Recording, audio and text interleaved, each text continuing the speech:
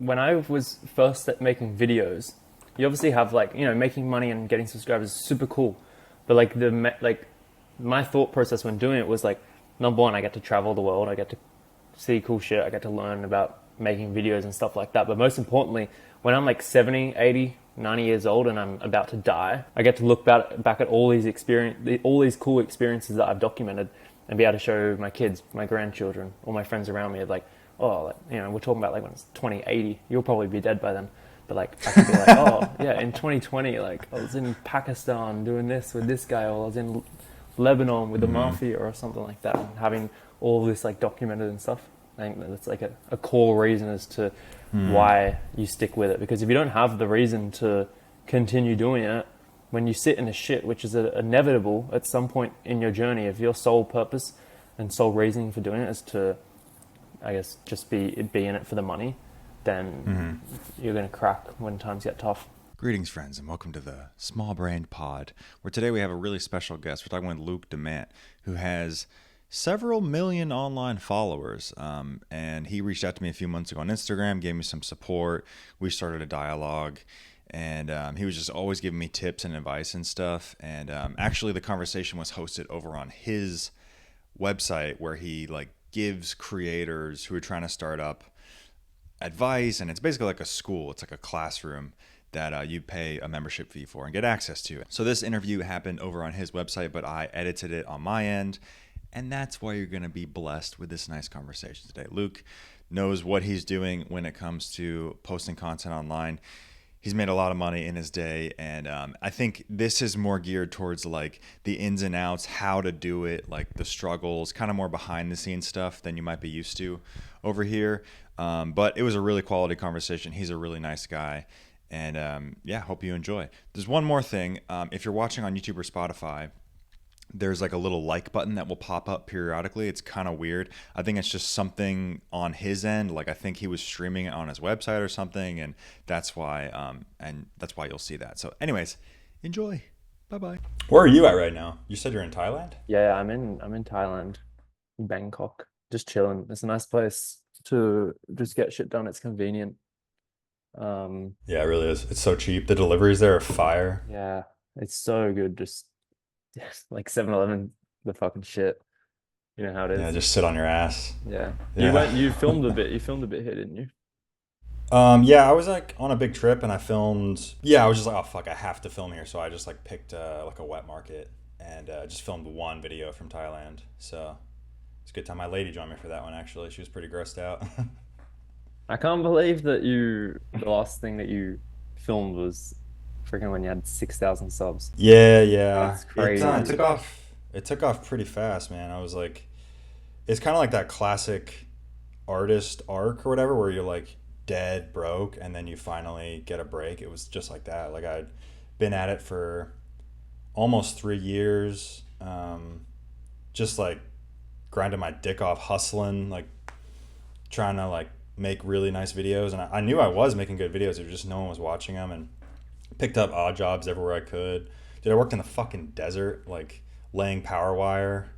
Worked at a restaurant, and that's actually when it like actually started to pop. I was working at a restaurant, like just trying to afford, because we're living here in DC. My girlfriend, I moved in with her, and it's really expensive. So just to like make ends meet, I was working at this restaurant, and like, yeah, it was not a great time financially. And then all of a sudden, it just exploded within like 2 months. I went from making like nothing on YouTube. Like I remember I like lost my shit when I made $30 one day on YouTube. I was like, oh my God. And now it's just like fucking going bananas. So yeah, it's been crazy. That's insane. Because there's a few things I wanted to like get into. You were uploading for like 2 or 3 years like straight, and like was there any Yeah. a point or a question in your mind that your content was awful, or like, because like when I first came across you, I think you had like 40 or 50K subscribers, and I was like, how, like usually the YouTube algorithm and all these social media platforms, they're pretty good with getting the right people out there, but I'm like, how is this guy not out there yet? And even your old videos, like the very early ones, were hilarious as well. Was there ever a point Thanks. where you started questioning, oh, like maybe I'm actually awful at filming or something? Yeah, I mean, To be honest, like I was just a little too big for my britches right away. Like I started filming and I was like very aspirational with my goals. Like I wanted to like have a sustainable life just from traveling and making cool stuff. And I think like it was that classic thing where like, and I'm sure you get messages like this all the time where people are like, "Oh, I want to start, but I don't know how," or whatever. And that was me for so long that I was doing cool shit. I just was never filming it. Like I would have interesting stories and I would just like post something on Instagram, like some shitty picture, and I just expected people to care about it. But it took me like about a year to like build up the courage to start filming. And so yeah. What was your question again? I don't know. That was good. Oh, like doubting yourself and shit. Oh yeah, yeah, yeah. Yeah. Yeah. Oh, definitely, dude. I mean, I remember I was like in Colombia, like drinking ayahuasca like a year or so after I started filming, and just feeling like I had just kind of put my neck out there to make cool videos for the last year, and just like no one gave a fuck. Like it was just like my mom and my friends watching, and so I was just, yeah, I was like pretty distraught, you know, like. So anyways, that trip just kind of solidified like, no, you need to do this like for you, like you need to do it like to make interesting stuff even if no one watches it. So I mean, it was kind of like that back and forth for like 2 or 3 years where I was like, no one gives a fuck, and I was like, oh well, you should just stop caring. And then it was kind of that, like just building and building and building and building. And I went on this big ass trip. I remember I was in Ukraine, like literally like risking my safety to make a YouTube video. And I was like, what the fuck am I doing, bro? Like, what? It's not even worth, dude. I'm getting like 500 views on a video for what, bro? Like, I don't even want to be here, dude. And I think it was like then that it was kind of like I just needed to be like broken down so many times to like remember that I'm just making it to make cool shit at the end of the day. So like, and I mean like, everyone starts their journey like copying other people, and like I totally get that. And I had seen stuff on YouTube that I wanted to emulate, you know what I mean? And I think like it was just a little too cookie cutter, and I was like, I just wasn't taking risks, like being different, you know what I mean? And like it was after I got out of Ukraine, I was like, fuck this shit, dude. I'm done like trying to make other people's videos. I'm just gonna make cool shit. And I did this meditation retreat in India, and like it was actually the start of last year where I was like, this year my only goal, like fuck all the personal growth bullshit, I'm literally just gonna make interesting videos, like videos that I would click on and I would not skip a single second. And lo and behold, it worked, like just making stuff people click on and people watch the whole way through. That's all that there is to it. So it took me like getting beaten down so many times and then just being like, fuck it, I'm just gonna make this for me. And it worked very well, nicely. So yeah, and I think that's probably like the main thing that differentiates you from like other people is that you're just doing it. Like you say what you want, like you don't appease to anybody. I think you're probably the most like straightforward person. You say it how it is.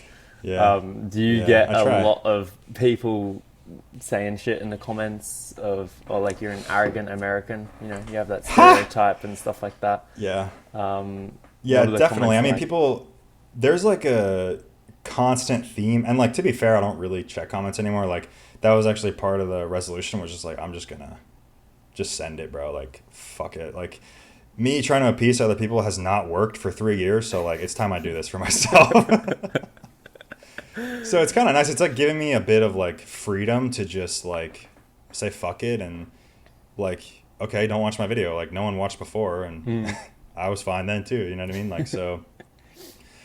Yeah, I mean, definitely like with the India series, no one wants to hear that their country sucks. I get it.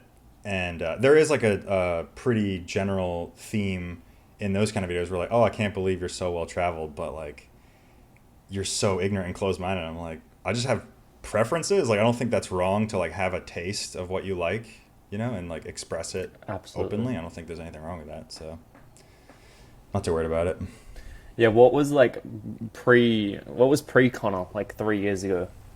Like how were you making money to like save to travel, and like what were you interested in? And I mean, I guess also how did you actually get interested in filming as well as travel? Yeah, so I mean, it was actually during the pandemic. I was like, obviously stuck at home, like had to quit my job because there was like an unsafe work environment, and my grandfather was actually dying in the hospital, so I just had quit immediately, but I was lucky to live with my parents and stuff, and like the government was like sending all kinds of checks, so like I was pretty set, you know what I mean? And then just like I think I left for Colombia not long after that, and then did a little traveling, and I like got some bullshit job at a law firm doing like data entry like remotely. They didn't know I was in Colombia. Like it was all kinds of shenanigans with this. I think it's called like stealth working. I think there's actually like a term for it. But yeah, just dude, like working from like co-working places, like in the jungle, like roosters crowing and like motorcycles, and I'm like on a training because I literally just got the job. Like I got the job in Colombia, so like I'm on a training call like in the fucking jungle. Like it was just, but you know, like the peso to dollar ratio is nice, so I was just like cushy and honestly, like I'm really fortunate. Like I have my parents. I can just whenever I need them, I'm like, hey, can I come stay with you for a month? And they're like, yeah, no problem. So that's really nice, and it gives me more of like a financial cushion. So I mean, yeah, like I didn't, like I said, I wasn't exaggerating. I didn't make money on YouTube for, I mean, I got monetized after a year, but like it was like $1 a day. You know what I mean? I told myself like if I can make like $1,000 in a month, I'd be like set. You know, and it just took a long ass time to actually do that, but. Yeah, I mean, basically to answer your question, just like odd jobs, you know, like laying power wire, fucking waiting tables, just like whatever it takes, you know. It kind of felt like I was a crackhead or something, like feeding this unhealthy addiction to travel that was like not giving me anything in return. You know what I mean?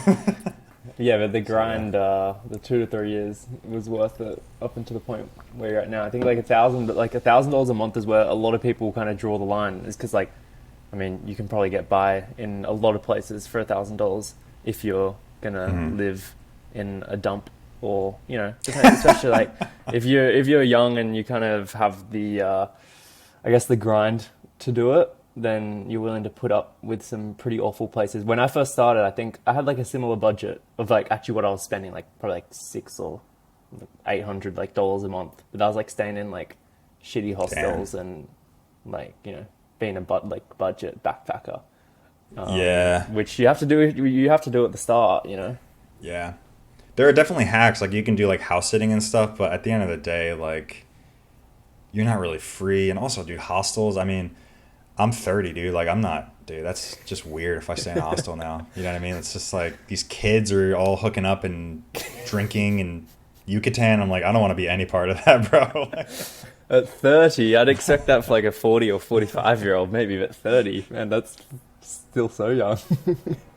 Yeah. I don't know. I'm just not really about it. Like, I just like to have my kind of privacy. You know what I mean? Yeah. So what, you consider yourself getting old? I mean, yeah, like I think my tastes are changing. I value my privacy and like a little more financial security. I think I'm just kind of done with like being poor. It was like so exhausting. Like that whole Ireland, you know, I don't know if your people know, but I started in Ireland, went to Japan. I tried to only use land borders, ran into a few snags, but I mean, I was pretty committed to it for like most of the journey, and it drove me crazy, bro. Like trying to plan and like find out if I could actually do it every single day. Like I was just budgeting, and that shit just gets old. You know what I mean? So I think I'm just ready to like relax a little bit more. Yeah. What was the Island to Japan like series? Like, I mean, I think that's kind of what a lot of people like know you from. Not specifically from that series, but something filmed along that way. So what videos were you filming before that? Because when did you start that motorbike trip? Started April of 2022. And that's where like a lot of the is that kind of where the switch changed that you were saying before, where you're just going to like create videos that you want? Yeah, for sure. I mean, even on that series, like I was making, I still stand by a lot of the videos I made on that, but really it started to take off from Iraq, Pakistan, India, Myanmar, Cambodia, Thailand, Vietnam, Japan. Myanmar was good. So kind of like the second half. I was just saying that the Myanmar videos were good. Oh, you came dude, across yes, some crazy. You came across some crazy things, which I want to ask. Like, I feel like I have a lot of crazy things on camera, but some of the stuff that you have on camera, and one video that I was showing all my friends and watched multiple times was that Vietnamese video where the guy was trying to suck you off in the hotel, and I was like, that's like so outrageous. Like, I just don't even know how it happened. Give us the breakdown of that. What actually happened? No, I mean, I just done the Hajang loop, like that little loop in the north of Vietnam. You know, a lot of backpackers do it, and like it was raining, and I crashed, and just kind of had like a rough time of it. You know, I still had I would do it again in a heartbeat, but I was just kind of beat up, and I think I was sick too. And I just get off this bus. I just needed a transfer and stay in a hotel one night, and then I was gonna fly the next day to Japan, and yeah, I just got off. Like, dude, honestly, I thought I had COVID. Like, I went and got a test and everything, and just feeling like shit. And then I like stumbled to this hotel, and just, you know how it is. Like, I just needed a room. I'm not picky. Just fucking give me a bed and some Wi-Fi, and I want to see it, right? Like, I want to bargain. In Vietnam, you can bargain for shit, right? So I was like, okay, let's see the room. Like, let's try to get the price down, whatever. And he like, never seen that before in my life. He opened the door. It was all, and there was like a perfectly made up room next door, right? Like a fine room that I wanted to check out. And he's like, no, come to this room. Opens it up. It's like hot inside. It smells like a man has been living there and not showering. You know what I mean? Or that, you know, sex acts have been performed in there throughout the day, which they probably were, right? And it's like dark and dingy. It's this like overweight Vietnamese dude just sitting on the bed, and like he like grabs my arm and pulls me in. I'm like, what the fuck? And I'm pretty like, you're the same way, you know what I mean? Like pretty trusting. You're like, all right, let's take a step back. This might not be as bad as it looks. And then I walk away, and he like oh, and then he like pulls out money, and he's like, mouth cock, money. And I was like, whoa, dude, you could not be any more explicit as to what you want. Like, yeah, it was nuts, dude. Nuts. That's crazy. The thing that after that happened, obviously a ridiculous encounter. The thing that I found interesting after is how much time you spent around the hotel. Because then you walked trying to look for another one, and then you walked back, and you were like saying like, oh, don't visit this place. Like, I mean, I feel like what camera do you use to film? Because surely he would have been aware of it. Yeah, just a GoPro. Yeah. But I mean, it was pretty discreet. I was just kind of holding it like this. But yeah, at the same time, it's like, how bold can you be, man? Like, to just... At first, I thought he was like trying to rope me into human trafficking or something, because I'm like, he like held up the money, and I thought he was like offering it to me, like, would you like some money to suck my cock? And then I just like watched the footage back, and I was like, wait, like that isn't. And then Vietnamese people were like commenting like, no, he wanted you to suck his cock. I'm like, oh Jesus. Oh, somehow that's not any better. So yeah, I think so. He was gonna get you into a little bit of prostitution. Yeah, I guess so, dude. So those are the odd jobs you were picking up along the road. Yeah, dude. Yeah, bro. Is that oh man, is that the craziest stuff that's happened overseas for you? Yeah, I mean, thankfully I have filmed a lot of the craziest shit that's happened. And like, I think there's just something about, you probably know this too, like there's something about Vietnam that's just like a bit wild and like unpredictable, and the people are really friendly, and also they can be pushy, so they kind of like rope you into situations. And like, you know, Myanmar was the same way. I think it's just something about that part of the world. And I was like filming every single thing. So like, I think I pretty much got it. I mean, there was like a crazy thing in Iraq that happened too. I don't know if you saw that video. Oh, the guy that used you as like a political propaganda. Yeah, that was weird. He like bought us suits and was like pimping us out, making us, I don't know. It looked like a scam, but yeah, he ended up just putting us in some like ad for his friend's campaign or something. It was just, that was pretty nutty. As far as other crazy shit, I don't know. I think I've done a pretty good job of recording it. The alcoholic taxi driver in Myanmar was pretty lit too. That was nuts. Yeah, I saw that one. But yeah, I find it, because obviously like I film a lot of stuff. I feel like I'm not filming I'm not filming like 24/7, and I do come across like crazy stuff. But like, as I said, like I feel like you just like capture the most random stuff, like the motorbike, the Hajiang loop where you actually crashed the motorcycle. Like that, just having that actual crash in that video just like makes the whole video. Obviously, like you can't really just be like, oh, like recount the story afterwards, like, oh, I crashed everybody. Like you actually fucking started the video, did the intro, and ate shit on the asphalt. I think what I love about that too is like, it's just right away. It's like, hey, we're gonna do this risky thing. We're gonna try to go to China. Wish me luck, and it's just like, bam, like right away. I think I actually said like, let's see how far we can get, or something like that. Like something really ironic, and then I just eat it.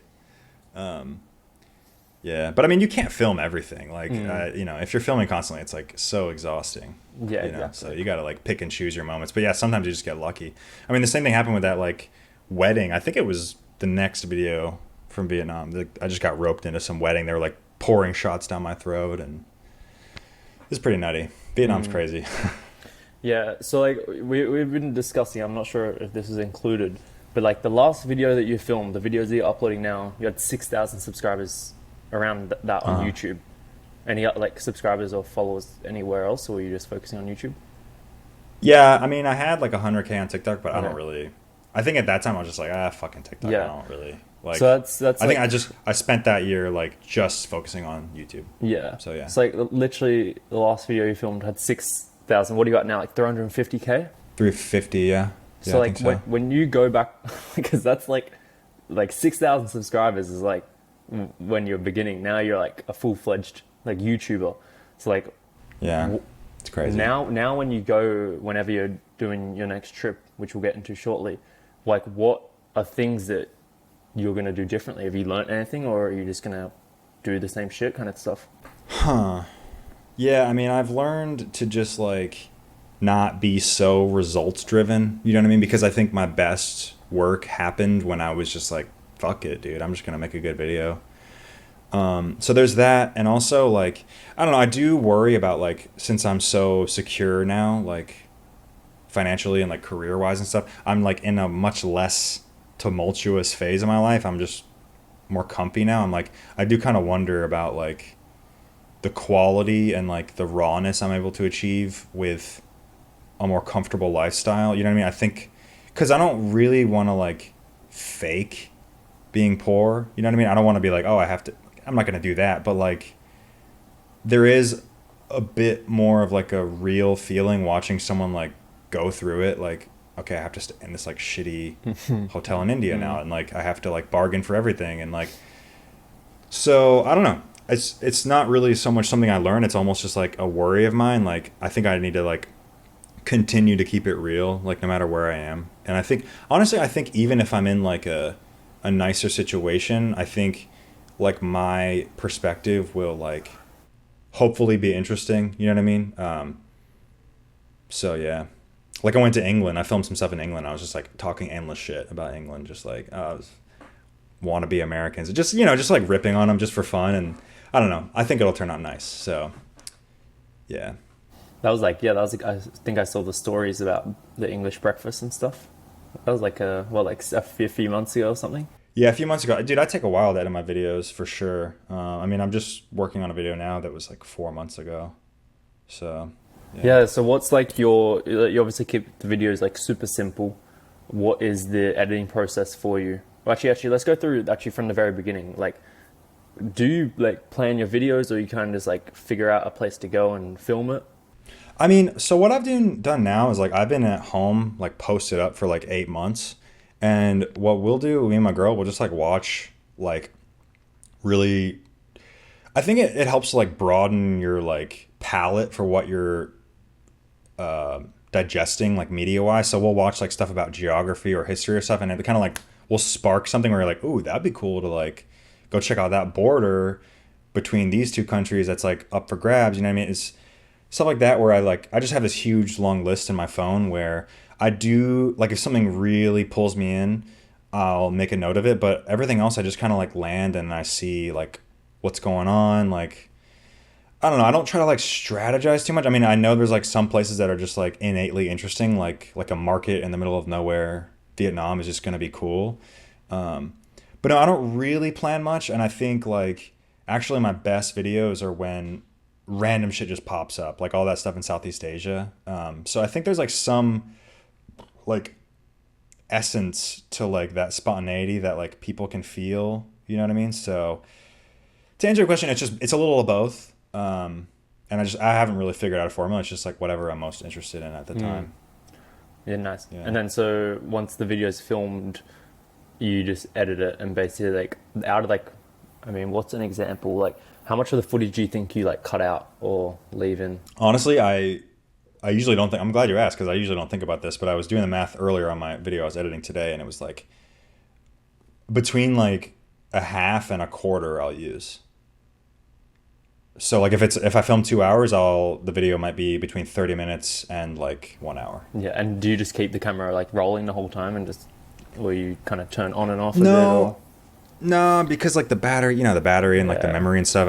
I try not to be wasteful with it. I try to be strategic with like when I start filming, but I mean, again, like some things you just can't catch, some things you caught too much. But I do think like over filming is like a better strategy. You know what I mean? What's For sure. what's the determinator in your mind of what gets put in or what doesn't?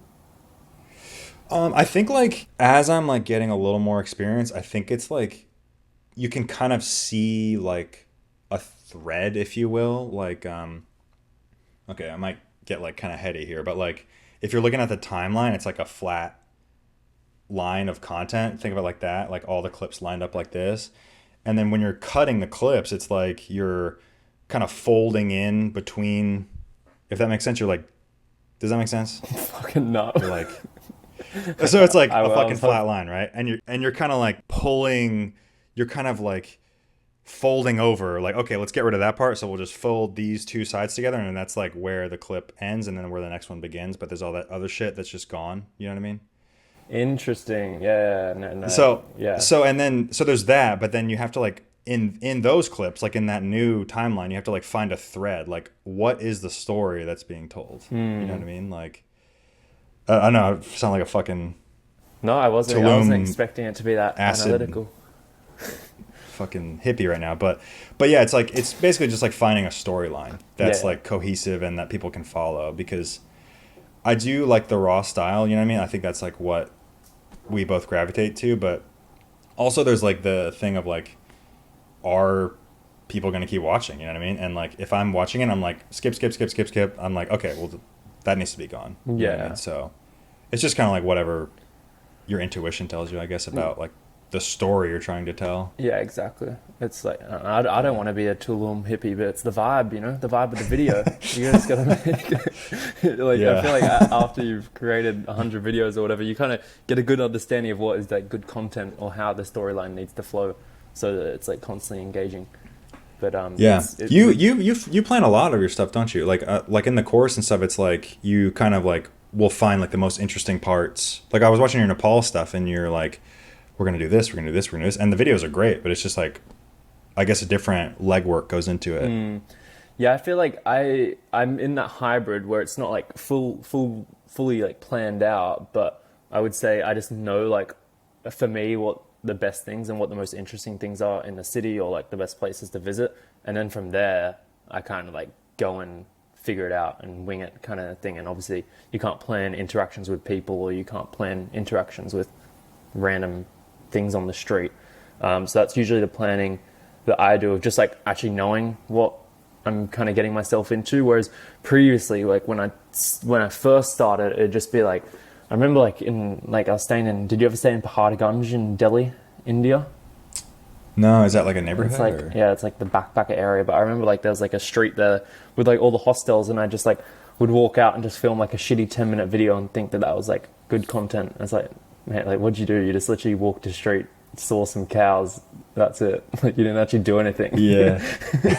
So I feel like, especially with like, for me, my goal for the past couple of years has always been like Facebook orientated. So like those videos, they definitely need an interesting subject, whether it's like food or whether it's like in a market or just something interesting. So that's like usually what a lot of my videos are planned around, is getting the Facebook videos, and then naturally that just flows into a big YouTube video. Interesting.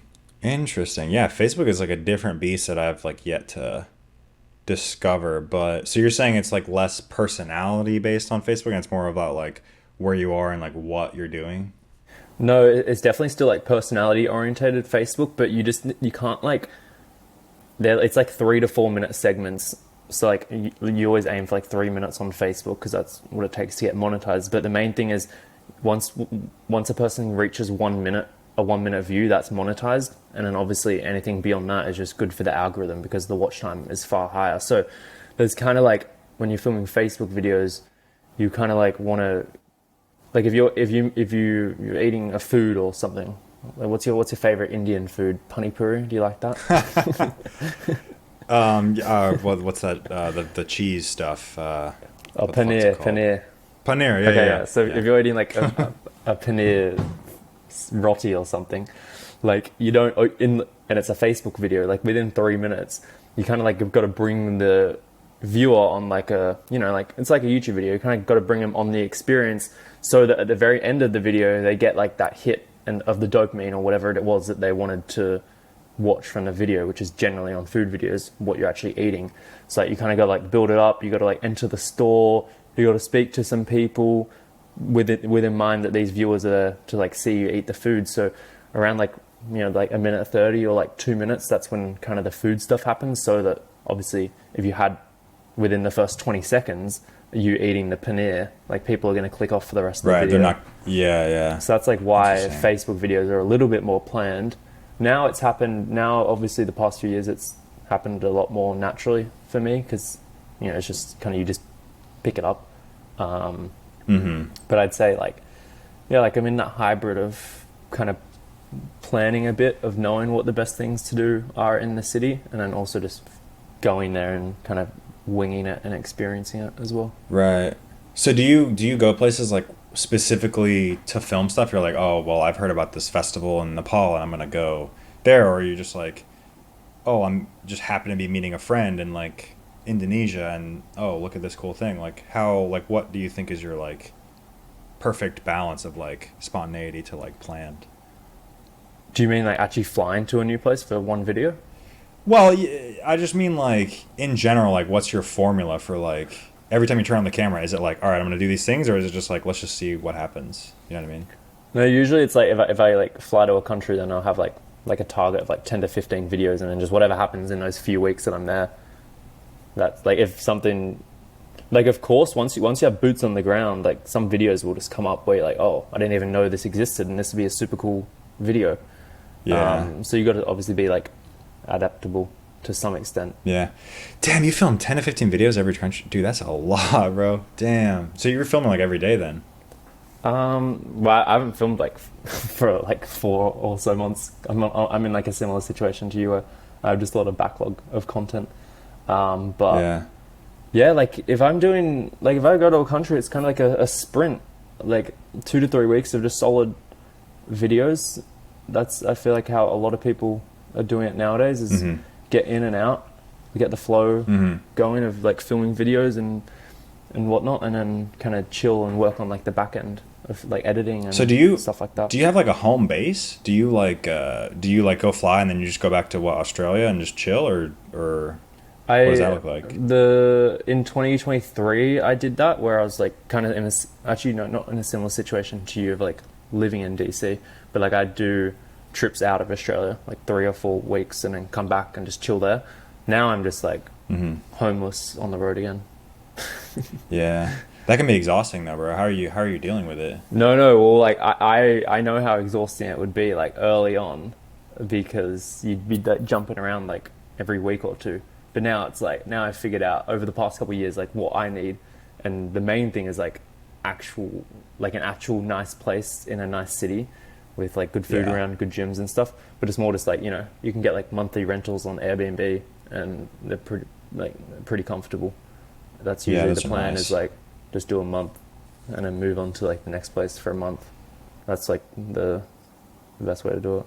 That's the most exhausting thing about traveling is like not having the gym, like you don't know if you can get reliable food, you're just like so out of your element, which I think is good to some extent, but like you can only handle so much, It's only so much food poisoning you can deal with. Yeah. Did you get food poisoning in South Asia specifically, or when you were traveling from Ireland to Japan? I love how you asked specifically about South Asia. No, because bro, so I've been posting some reels lately of my experiences in South Asia, which is like the only region of the world where I've gotten very bad food poisoning. Like, I've eaten drinks in Thailand, in Indonesia, in Malaysia and stuff, and I just don't get sick. Yeah, something actually, yeah, I got horrible food poisoning. I was staying with this like this is actually a wild fucking story, but I was staying with this like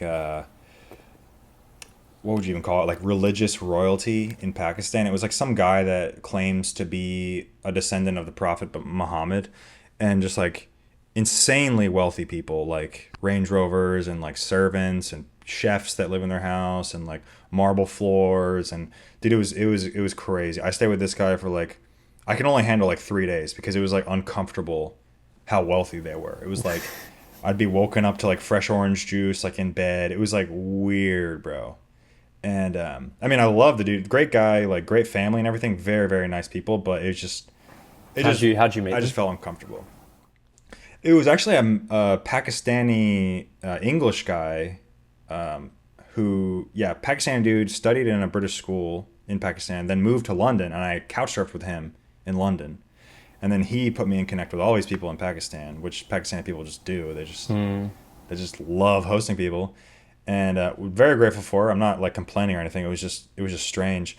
And anyways, we like go to his like religious compound. He has like 3 houses in Pakistan, and his uncle is like some very respected religious leader. And I meet this guy, and I actually didn't spend any money in Pakistan, and but this guy like gave me money. He's just like, oh, poor backpacker, like here's some money. It was the weirdest thing.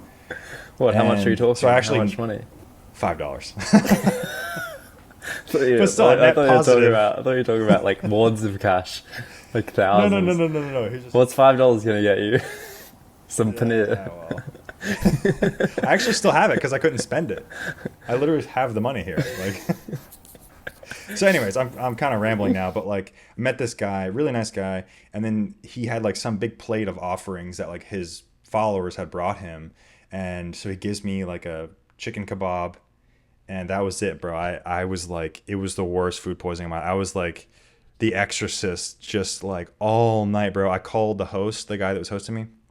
And keep in mind, we're at like a religious compound, so I'm staying in my own house. Like I literally have my own house, right? And then so he sends a servant and to just sit with me all night. He's just sitting in the corner like ripping cigs. Doesn't speak any English, just making sure I don't like choke on my vomit or whatever. And dude, I feel bad because I like fully destroyed his bathroom, like vomit everywhere, bro. Like I couldn't, and I just had to leave in the morning. I was just like, I'm sorry, like I don't know. I just, I don't know how to remedy that. It is what it is. Man, that's crazy. Did you Yeah. document that at all? Because I've never heard of anything. In the Pakistan videos you made, I don't think you mentioned being sick, did you? No, the thing that, yeah, that's another of those things where it's like, you could probably relate to this as like, or I can only speak for me, but like, I don't really like making just talking videos. So like, I couldn't really incorporate that seamlessly into a video. You know what I mean? So I just talked about it on the podcast. That's the only way I could like seamlessly integrate it into like, my content stream or whatever you want to call it. So I've talked about it, Yeah. just not in a video. At the start of that story, you mentioned he was a religious guy, and it made me think about you're obviously very, I guess, abrasive in just general, kind of being in different countries and saying what you want.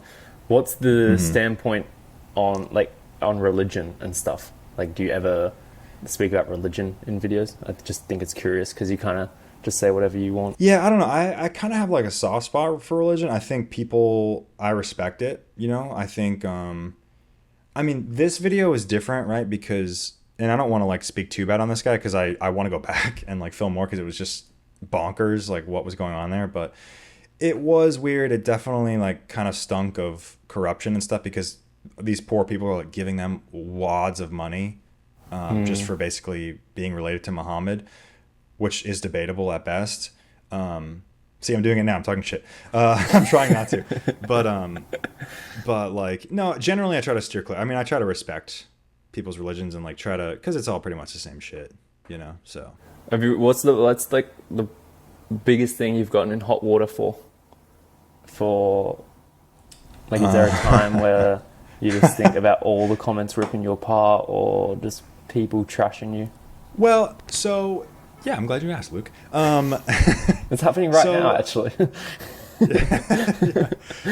No, fucking all the India stuff.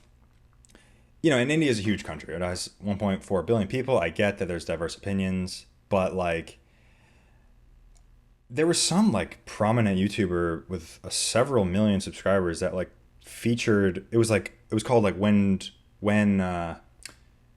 Americans or white people or whatever go to India, and it had like some of my clips. It had like some of Harold Baller's clips. It had some Ball and Bankrupt clips, and then their commentary was in Hindi or whatever. So didn't follow it, but I could tell the tone was like mocking. You know what I mean? And then people would comment on it in English and stuff, and they're like, "Oh, like these people just want to go to India to see trash," and oh blah blah blah blah blah. And I'm like, "Well, no, but like there's trash. Like, what do you want me to do? Ignore it?"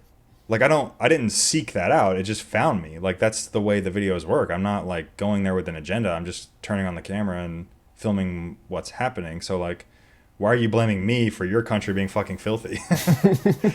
You know what I mean? But then there's the other side of it, right? That's like, and this is such a hot topic. I could talk about this for so long, but like, do we have a fucking responsibility to like show anything? I don't think we do personally. I think we just show whatever's cool. You know what I mean? And like, because the other side of the coin is like, oh, you're just showing the Taj Mahal. You're just showing the fucking Hyatt Regency Hotel. You're just showing this. It's like, well, okay, I'm not a fucking journalist. Well, like they say, like, not... oh, like if you're staying at 5-star hotels, like, oh, go spend time with a local Indian family. Like, there's no way to make everyone happy. You get shit talked no matter what. Yeah. So that's why I just like the comments are just like a shit show, and I just don't think it's like useful to appease to anybody. But yeah, that's the one thing that like grinds my gears is like, you show what happened in your day, and they're like, you didn't show this, and you're like, well, it didn't happen.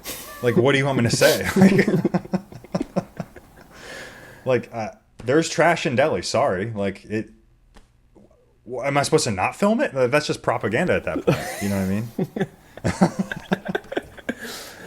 That video, the title, "Don't ever come to India, it sucks" or whatever. That's I think that's where I saw your first video and where a lot of people saw it, because I don't know, just like the way you just spoke, and you're very concise, and especially with the Vietnamese guy trying to suck you off, you're very witty in what you say, like, and you deliver things very well. I think after that you mentioned like, I'm sure it's not like, it's such a simple phrase, but it was delivered so well, of saying like, I'm sure it's not what it looks like, but it doesn't look good, or something. Like, I can't even deliver it well, but yeah, like where do you think you learned to, I guess, to speak? to speak well, like, a lot of people, when they hop on camera, they stutter, or they can't like keep a conversation going. Yeah, well, I think in situations like that, it's that specifically was so real. Like, it was kind of like a personal safety issue that I wasn't even thinking about the video. I was just like, what the fuck? I'm just like thinking out loud. You know what I mean? And I think when the content is the best, like when the coolest stuff is happening, it's not so much like, oh, I'm making a cool video and I'm trying. It's just like, it's unfolding in front of you, and you're like, what the fuck? And you're just kind of taken aback by it, and kind of like in the moment a little more. Because I mean, I've looked back on things like where like I didn't think the video was going to be that great, and I'm trying to like overplay it, and I'm trying to like oversell it, and it's just like, that's not good. Like, I think it just needs to come from a natural place, but it's just reps too. I mean, like, my first videos were fucking terrible, dude. I mean, I think pretty much everyone's going to have the same experience. So you just need reps, and like deleting videos if they're not good, like, just, it's no big deal. Like, if you fail, it's not the end of the world. Just try again, but I mean, like, I guess the witty shit, I mean, I grew up like with The Simpsons, you know what I mean? Just like comedy, and like South Park, and just being honest with people. Like, I think the internet needs a little more of that, so yeah, with ridiculing everyone equally. Yeah, equality. With So the India video, Don't Come Here, it's your most viewed video, right? Mm-hmm. What Yeah. was that the turn? Like, when was the turning point of you like being like, oh, I like this is legit. Like, I made it. Was it that video, or were the videos before that where it got like 10,000 views, or like what was the turning point for you? You know, everyone has that kind of moment in their career. Yeah, I mean, I guess there have been a few because I think it was not necessarily that video. Like I knew I was onto something different and unique. Especially when I made the title, I just like couldn't stop laughing. I was like, this is so ridiculous. Like who would call a fucking YouTube video this? I think like when I made it or whatever was like my birthday weekend. We went to Yosemite. I actually filmed a video. I'm about to upload it. But filmed a video, didn't check social media all weekend. And I checked the phone and I think going into that I had around 10 or 15,000, and then like after 3 days I checked my phone and I had like 25,000, and I was like, whoa, like that's weird. I got like 3,000 subscribers a day. Like it took me 3 years to get that much. That's weird. And then it just kind of like kept cascading. I remember the day I made like $200. I was like, oh shit. Like me and my girl like danced around the kitchen and like, you know, it was really nice. And then I made $500 today and I was like, oh shit. Like that's serious, dude. Like, I actually picked up the camera and started filming, and I put it in one of my podcast intros, but that was a very real moment where it's like, oh my God, like that's a different stratosphere. You know what I mean? So yeah, I guess it was like money related because I think I had put in the work over the years and like I knew the videos were nice. So it was just like, I guess the money was catching up to that. I mean, I hate to like make it about money or whatever, but it's true. It was just like that's when it became real as fuck. Yeah. You know? Well, that's like the tangible thing that, I mean, that's the thing that funds the lifestyle. Like you can have followers and stuff, but if you don't have like cash coming in, like you're going to be staying with the religious people in their compounds. Yeah. Sucking off, doing a little sucky in the back room. No, that's so good. And I remember it's like when we first spoke, like it might have been like 5 or 6 months ago, and you only told me a few months ago that like you're still a waiter, and then Yeah, dude. like what were you earning as a waiter? Oh, dude, I was busting my balls for like on a good day. On a good day, it was like $200, which it's not to be like that's good money. You know what I'm saying? But like I had to bust my ass for that. It's like 12 hours, bro. You know what I mean? Like getting yelled at, like going in this hot kitchen, getting food. Like, dude, being a waiter is hard. Now I'm just like fucking chilling. Like check the analytics. Like, all right, cool. Like fucking no big deal. What was nice, the bro. It's nice. What was the turning point when you quit? What was the figure that you wanted to get to? Oh, dude, honestly, I don't really. I think, the reason I respect you is like you're like a fucking businessman with it. Like the way you talk is like very logical and stuff. But me, I'm like the complete opposite, bro. I was just like, one day I just, I was actually on the way to work and I forgot my apron, and I was like, fuck, I could either go to work and get a bunch of shit for this, or I could just quit right now. And I was like, and I had the thought, I was like, yeah, I could just quit. Like, I don't need to go to work. I mean, I went into work. That would be a cooler story if I didn't, right? But I think that seems pretty was the turning point where I was like, yeah. yeah, truly though. Yeah, there was one day too where I think they forgot to pay me or something, and I was like, nah, no big deal. And I was like, oh wait, what the fuck? I don't need to work here if I'm not worried about them paying me. You know? That was nice. It's still pretty fresh too. Like it only happened within like the last few months, so it's still kind of riding the wave. Yeah, that's crazy. And I remember, I mean, this Yeah. freaking last thing I'll say of when we first started talking, because I feel like I've referenced this like 5 or 6 times. But No, you had like an investor come to your channel. Yeah. Because I haven't heard like the full story of it, but do you mind sharing what happened and what figures were thrown around and what they wanted and stuff like that? Yeah, so on my Instagram, there's like a little disclaimer. It's like I only respond to DMs on Patreon or whatever, which I responded to you. That was a freebie. No, Let's go. I'm just kidding. No, I'm actually subscribed fucking under with you. alias. No, I'm kidding. That's great. That's I great. should actually do it though. It's market research. No. It's fine. But yeah. So, anyways, I had that little disclaimer, and so like it kind of like weeds out because like, people are like, oh, I want to edit for you, whatever. Like I get it. People send business inquiries and stuff, but I want to make sure it's like serious. So I put it like behind a paywall, and this guy messaged me on Patreon and was like, hey, really interested in your channel. Like, there's an investment opportunity here. How would a first round, he called it like first round funding of like $10,000 to $15,000 sound. I was like, what the fuck? I remember I was at the zoo with my girlfriend, like still pretty broke, and I was just like, 10 grand he's about to give me? Like, what the fuck? And so I hop on the phone with him the next day, and he's like, I don't know if you have experience with this. People, all kinds of people probably reach out to your ass, but like, he was like, it's like a new thing. We're like funding YouTubers. I have some algorithm. I'm based in Austin, Texas. I'm a tech guy. I have some algorithm that like distinguishes like successful channels from like not successful channels, and like you're gonna do well in the future. And let's partner up. I'll pay you some money for each video. We'll sign a contract, and I'll get the ad revenue for as long as you want. Like, so we could work out a deal. Like, so let's say a Myanmar video, he would own the ad revenue of that for 6 months or whatever. We could work that out, he said, or in perpetuity, like forever. But anyways, he's like, we have money. We have $1 million to give to 10 creators. And I was like, what? Like, that's what? I was speechless, dude. I was like, okay, but I was trying to play it cool, like India, for all the bad things, taught me to negotiate. And I was like, okay, well, you said 10, how about 75,000? And he's like, okay, yeah, sure. Like that'd be no problem. And I was like, fuck, I should have said more.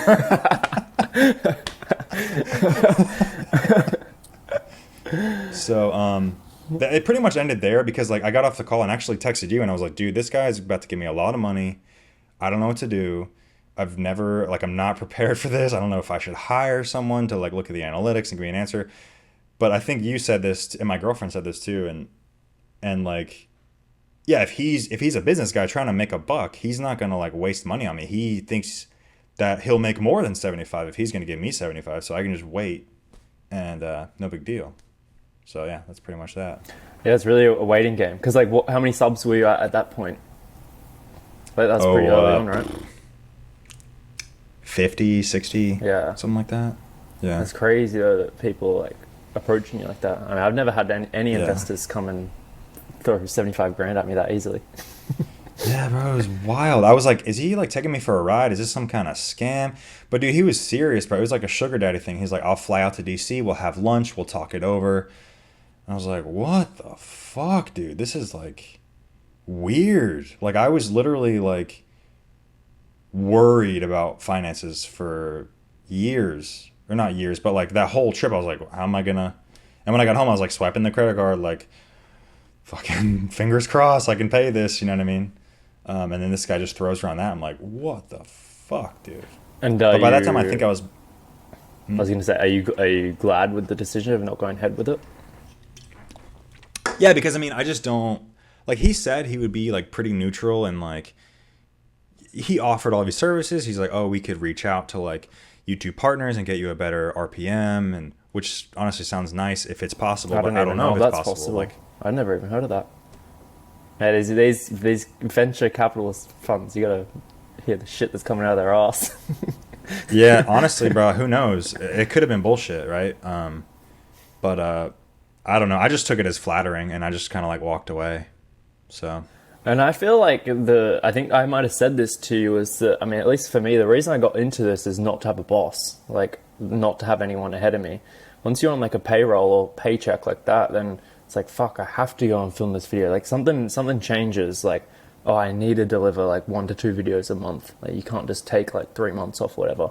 But end up working out well for you. Yeah. And you don't do sponsors or anything, do you? No. Like you don't sign contracts? No. I respect that. Do you? I respect that because no, I don't. I mean, I would for the podcast because it's like way easier to just like throw on an episode. It's if I had a podcast, I'd probably do sponsorships. But like, yeah, I mean, I've Because it's like, at the end of the day, it's whatever you want it to be. If you're a YouTuber, like, you could have a boss or you could not have a boss. Like, I remember I was in Ireland at this motorcycle camp, and this like influencer girl was there with like a drone and like 2 GoPros and like mics and this whole setup. And she's like, "Oh yeah, I have to do a video this month." And I was like, "The fuck? Like, I'm chilling. Like, I'm poor, but I don't have to do anything." You know what I mean? Like, You just already got like 7 figures in a bank account, freaking 2 hours probably, of work. yeah. That's true. That's true. I'm like this poor bitch. So she's so cushy. Like, yeah. Just saying it to make myself feel better. Yeah. But yeah, you don't want that. You don't want that responsibility. I mean, some people do though. Like if you want that, go ahead for it. But for me personally, I'm not a fan. Yeah.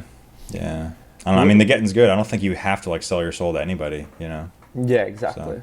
And I feel like, I mean, there are just people that are, like, even like my close friends, like they do sponsorships, and it's nothing like against them. But personally, like, I just don't do it. I think they're a great way to make money. Like the numbers that some people are throwing around with sponsorships and stuff like that, it's crazy. But it's just not my cup of tea. Everybody's different. I mean, it's a big landscape. I think you can just whatever you fancy, you know. Which is like something a route that you've gone, which is interesting, is Patreon. Like you have a shit ton of Patreon members, and you're making like $3,000 a month according to the Patreon app. Yes. I always like how Patreon shows that, because it's really cool to see. But a lot of I'm not sure if you saw in the group, but when I asked questions for you to ask, a lot of people mentioned Patreon because it's a very interesting model that I feel like a few people are going, like, kind of, they have like the uncut version on Patreon, they have the free version that drives traffic towards it. So like, I mean, I feel like I could ask so many questions about Patreon, but what's the determinator? I guess also actually when I was mentioning video editing, what's the determinator of what gets left in the YouTube video versus what gets put into Patreon? I mean, if I'm being very candid with you, it's kind of like Patreon is just almost like just the more raw version. It's like I just touch it less. Like, it's kind of like I put it in the timeline, I go through it once, I make sure there's like a cohesive storyline, but there's like plenty of extras. Like, because sometimes, like in the last video from Hong Kong, I'm with my friend, and like he's like you and me, like we can just talk shit for forever. So I'm just like filming, and we're talking about like infrastructure and like all these aspects of Hong Kong, and it's just like I just don't think that's gonna fit for like a general audience. You know what I mean? So I guess people that want like an inside look, it's almost like remember when like you'd buy DVDs and it's like, oh, extra footage or like fucking commentary. It's almost like that, where it's like it's just extra. You know what I mean? It's not better or worse. It's just extra. And I think I like to keep the YouTube video like a little tighter, just with people's attention spans and my attention span. Actually, like I'm more prone to like skip around, so I'm like, I'll just cut out some stuff. And yeah, that's pretty much it, dude. I think like also too, like I think my journey like compelled people to donate because I was like fucking broke. So like a lot of people like don't necessarily even want the content. They're just like, oh, here's some money. Yeah, it's like, you know what I mean? The buy me a coffee like, link or something. Yeah. But I mean, I do think I am giving them something. It's not just like, give me some money. It's like, all right, here's something for your money. But also too, like it's early releases. So like usually I'll finish editing a video, I'll set it to upload, and then like that night, like Thursday night or whatever, you know, I don't have like a great upload schedule, but like let's just say I put it up there Thursday night, next morning it's on YouTube. So I give them that. It's kind of like a thank you, where it's like, here you go, you know what I mean, please don't share this link, but here's the video. Definitely not like the best. I mean, I could be better, I'm sure, in a lot of ways, but that's just what I'm doing. Yeah. So then, like, what are the tiers? It's like $3, $5, $10. Yeah, 3, 5, 10, 20. Okay, and so what does each tier get? $3 is just the early access, and if I'm feeling feisty, sometimes I'll throw them a bone and I'll give them like an extended cut. But usually, yeah, $3 is early release, $5 is extended cut, early release. So it's like tiered. So everyone gets early release, and then $5 gets extended cut, and then I've toyed with the idea of doing $10 exclusive videos like that will never go out on other platforms, and I probably should do that. Like OF. So that's yeah, bro. Yeah. Yeah, bro. Jesus Christ. The first video is Vietnam. Vietnam, yeah. a thirst trap. It's like me and Homeboy. And then yeah, $10. But I mean, for right now, it's literally just like 3 and 5, and then like 10, 20 is just like people that are feeling generous. And I find that people actually do like will just be like, hey, bro, I really fuck with what you're doing. So I mean, yeah, people do get really generous, and I don't know what it is, if it's me or if it's them, but yeah, something about it just it works for now. So Wow.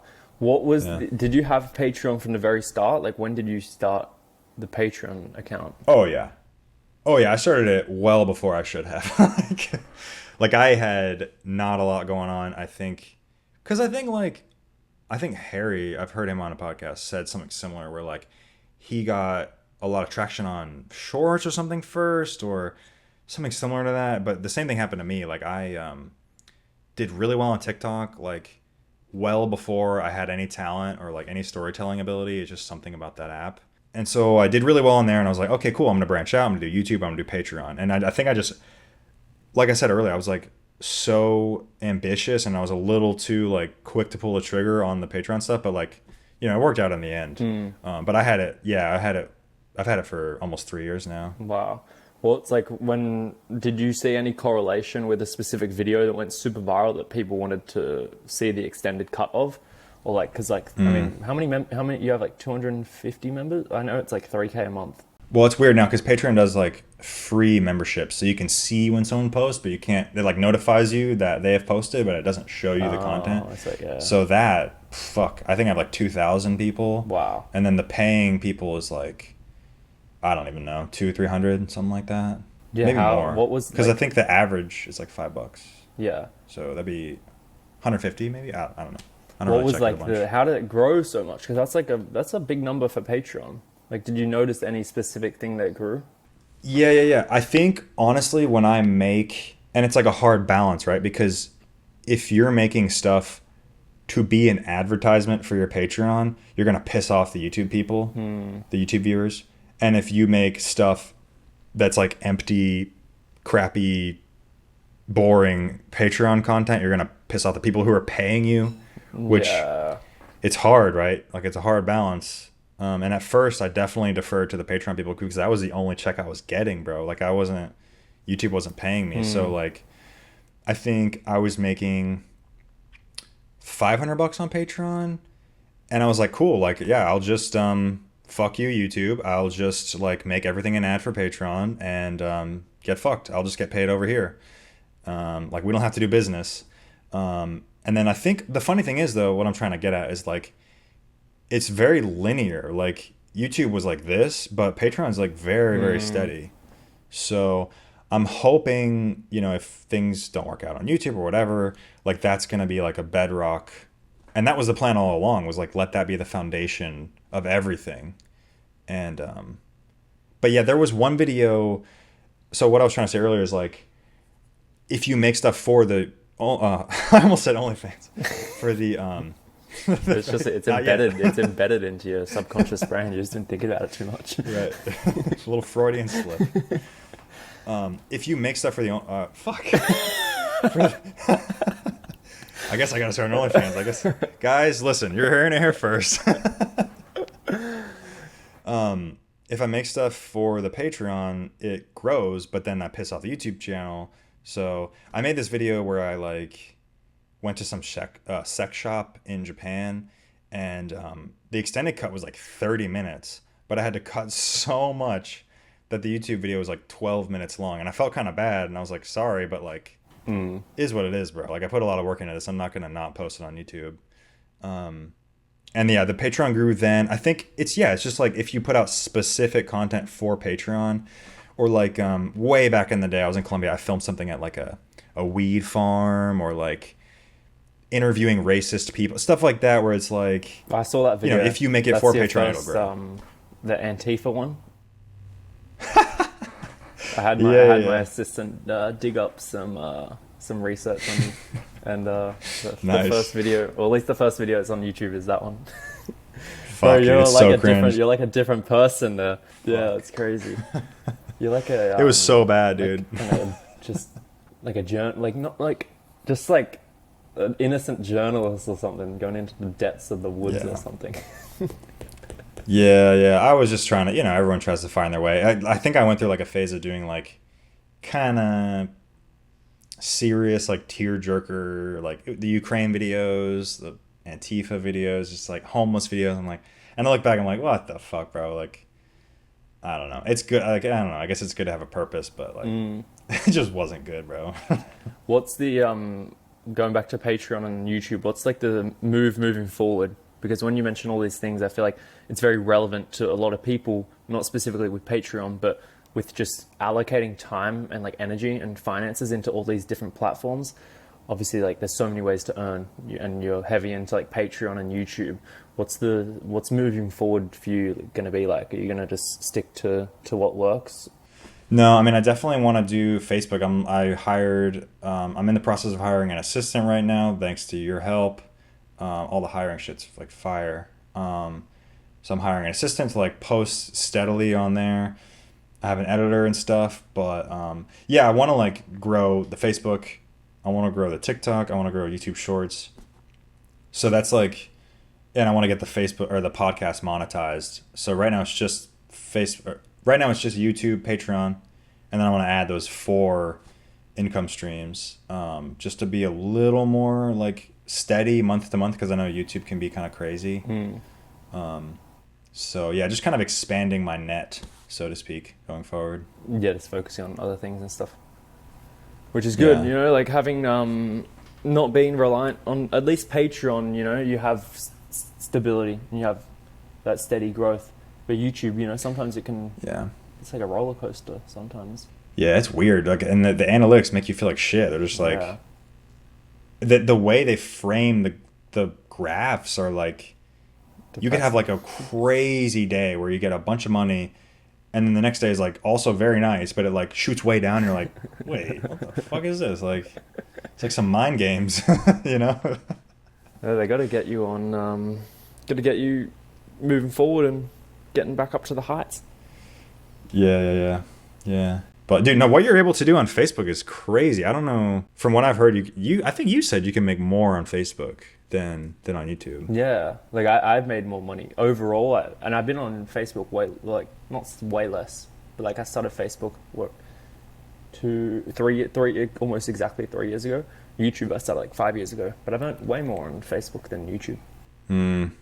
That's really impressive. I don't know how you do it. I mean, mine's like eating shit right now. I have like 100, 200 followers, and these shorts are just so discouraging, bro. Like, Yeah, I started a shorts channel. I saw your shorts channel, and Bro.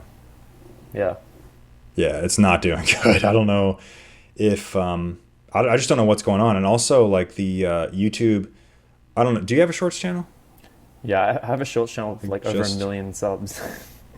Fuck yeah, dude. But I started it right when shorts occurred. So like the reason I put it onto a separate channel was because they still hadn't separated the videos and shorts tab, and I didn't want people to see my videos and see like 100 shorts for every video.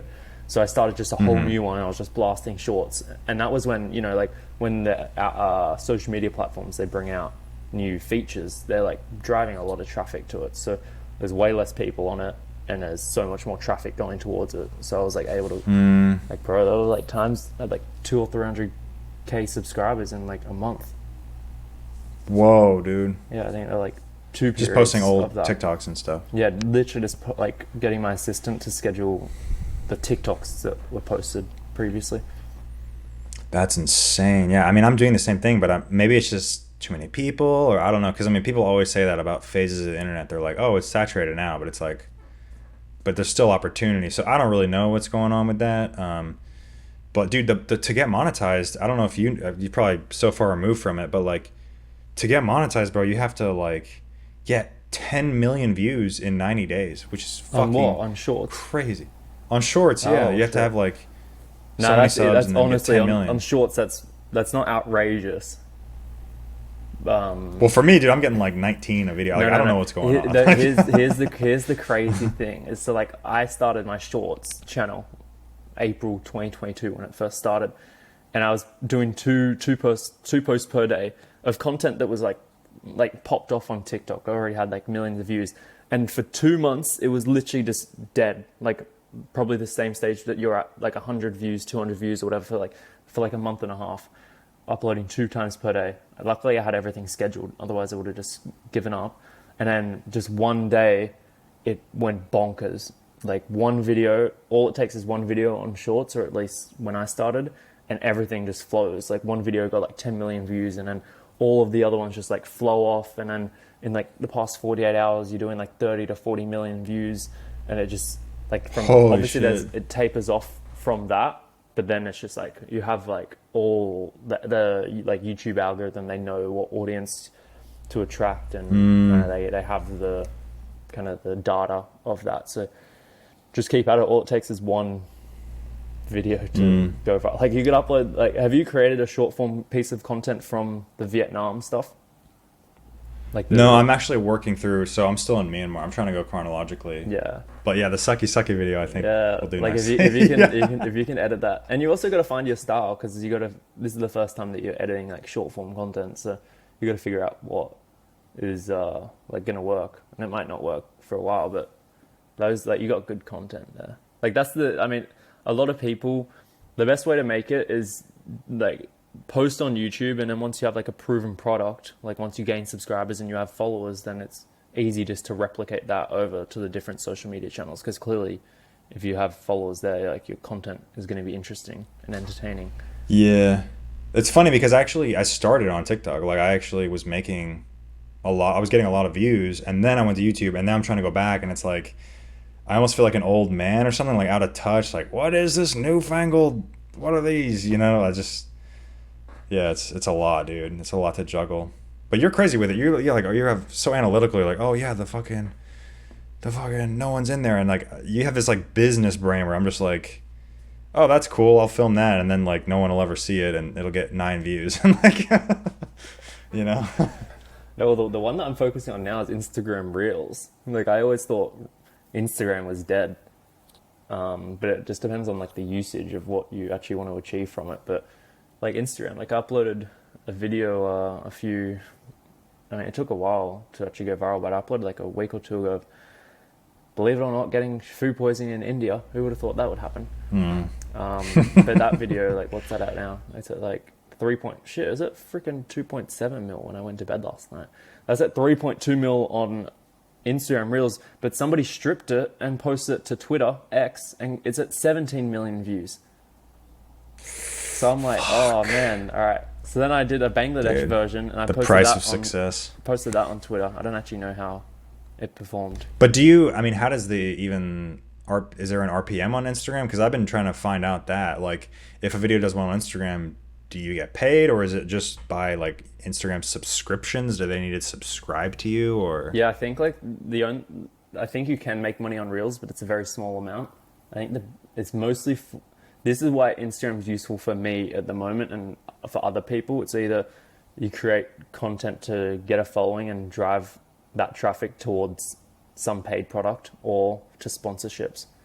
So obviously now I have like Instagram leading towards like the free course and then into the paid course. So I have like an actual use for using Instagram.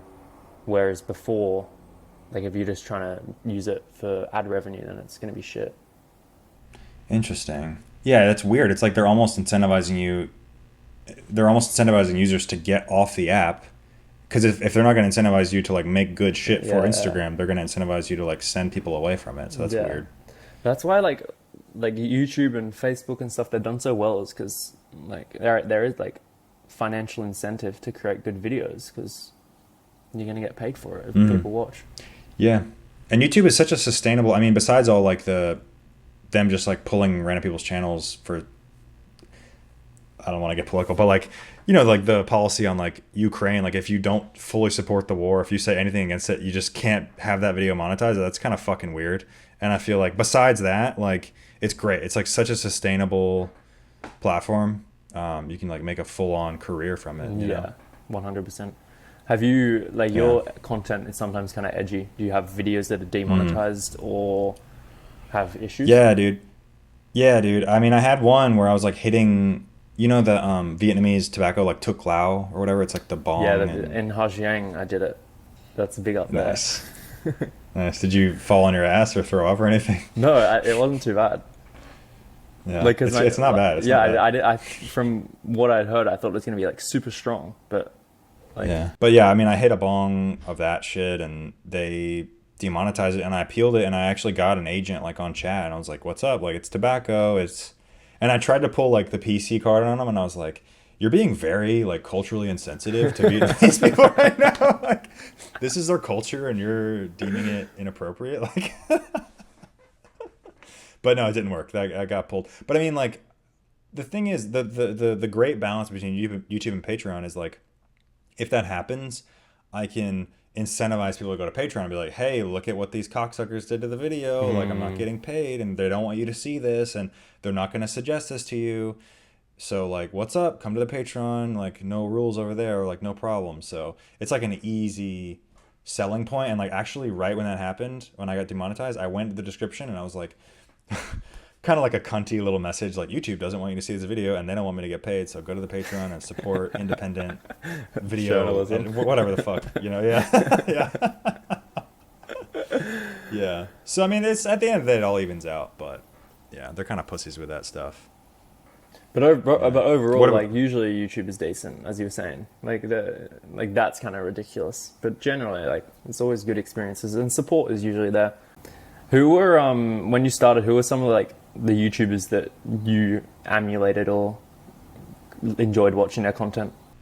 So like I said, it was 2020. I was at home, like bored as fuck, like just looking for some adventure. And honestly, I got suggested a lot of Bald and Bankrupt's videos where he's going to like these dangerous places and fucking Siberia. And I watched a lot of like North Korean documentaries and Indigo Traveler. He does like pretty crazy stuff. And Peter Sentinello. Yeah, and, like, he's good. people that would just that kind of whole flavor of like going to places that are lesser known. I just became really interested in. I watched like some crazy documentaries about how people like this woman lived alone in Siberia for like 20 years, shit like that, like stuff that regular people, like sane, normal people wouldn't enjoy, that I was just like, I couldn't get enough of it.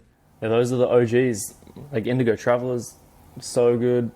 Born and Bankrupt, obviously the GOAT. Peter Santinello, like, he's like up there. Like, he is such. He's not underrated, but I feel like he doesn't get the credit that he deserves because he pulls in massive views on some just crazy topics of just like doing exactly what you said, like those random people in those American towns just doing weird stuff. Mm-hmm. He found a really interesting subject matter, like niche, because he was, you know, going to Pakistan and all over the world, and now he's like, I'm going to interview this like school teacher in Memphis, Tennessee, and it's going to be really interesting. And you're like, how is this interesting? Yeah. Why am I watching this? Yeah, 100%. No, because before I went to Pakistan, I watched his videos there. But yeah, he did the full like global travel and then niche down into the Americas. Yeah, which is good. Hey, look, I respect it. Yeah. What's your Do you? You go, ladies first. Do you watch Luke from the Outdoor Boys YouTube channel? Fuck, do you know that yeah, channel? who doesn't, bro? Bro, let's fucking go. I love that man. I want him to be my dad. Dude, he's the GOAT. He's the GOAT. Yes, he's legendary. He's just like, I mean, that's, dude, every Saturday I watch his videos. Every Saturday, bro. Me and my girlfriend, we sit down with our breakfast and our pajamas. So and watch good. But like, he crazy is such an interesting character because he has like no contact with social media. Like, he just uploads the YouTube videos. He has comments turned off because YouTube says that there's kids in there, but he has like the Facebook page. And I've seen like stories of people reaching out to him to like be on podcasts, and he just like, no, like, I'm not out here in Alaska, just living like an Eskimo. Nah, dude, he's so, I respect the hell out of what he's doing because you can tell he's just doing what he loves to do. And what's weird too is like he'll upload a video where it's like, hey, we're gonna go to Florida and we're gonna go fishing and we're gonna go to the beach, and I'm like watching it and I'm loving it and I'm like, what's happening? I'm literally watching a family vacation right now. Like, it is crazy, but it's amazing, like, when you think about the numbers that he's pulling just with a GoPro and his family. Like, what, like, it just doesn't make, like, how does it even work? Like, how's he got 6-7 million like followers online, like YouTube's? I think he's like, he's clean. He like keeps it real. He does what he wants. He has like a unique skill. Like, he does things that other people cannot do. He has knowledge. He knows a fuck ton about the wilderness, and he's brave. He doesn't care. I've actually like thought about this a lot. Like I love his channel. I'm just like, why is this so good? And I've like sat there and analyzed it, and that's my theory. But yeah, the family vacation ones are weird because I'm like, I just like him, so I'm like, whatever you like, I'm just gonna watch it. You know? Yeah, exactly. Yeah, I saw he did actually collaborate with one other like food YouTuber or something, and he did like an interview, and his kid, I can't remember which kid was on it, but I did like notice Tommy. Like, Tommy. Weird that I know that, but it was Tommy. Is he the eldest? I don't think I'm as much of a Yeah, fan as you. he's like 11 or 12. Okay, but yeah, he was on the I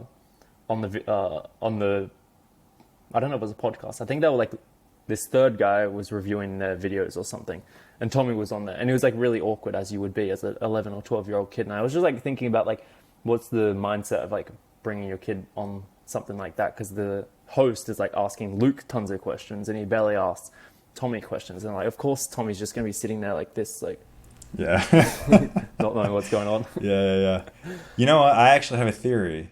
I think since the channel is called Outdoor Boys, I think maybe he's got that like longevity mindset where he's like, hey, when I'm too old to do this, These Outdoor Boys, You guys gotta take like, this over is yours now. the family asset.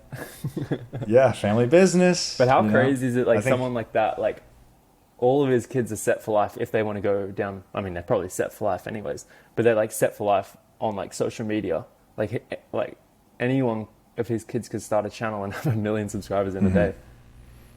Yeah, that's weird, right? Yeah. I mean, yeah, it's strange. Yeah, but and the amount of personal information he puts on the internet is like bonkers to me. He's like, Tommy's got diarrhea. I'm like, what the fuck? Like, you don't need to tell us that. Like, I always wondered like It's like weird. family channels like that, you know, because I remember when I was like 8, 9, 10, 11, 12 in like school, like we just get bullied for like the most random stuff. Like even though like anyone with the logical brain thinks these kids have the most awesome dad and the most incredible thing, there's like stuff on YouTube like that, like, oh, Tommy's got diarrhea. It's like he's gonna go to Yeah. school next day. Like, oh, have you still got diarrhea, Tommy? Like, I wonder how much of an impact it has on like kids in their like day-to-day life. Because like when I was Yeah. a kid that age, like some shit would, you know, mess me up, and like it just isn't Yeah, right. You don't but- rationalize it. You know, you're so young. so the thing is with that is like, I totally agree with what you're saying, but I think they're Mormon, dude. So I think they might be hanging out with like other Mormon families who are like the most pleasant,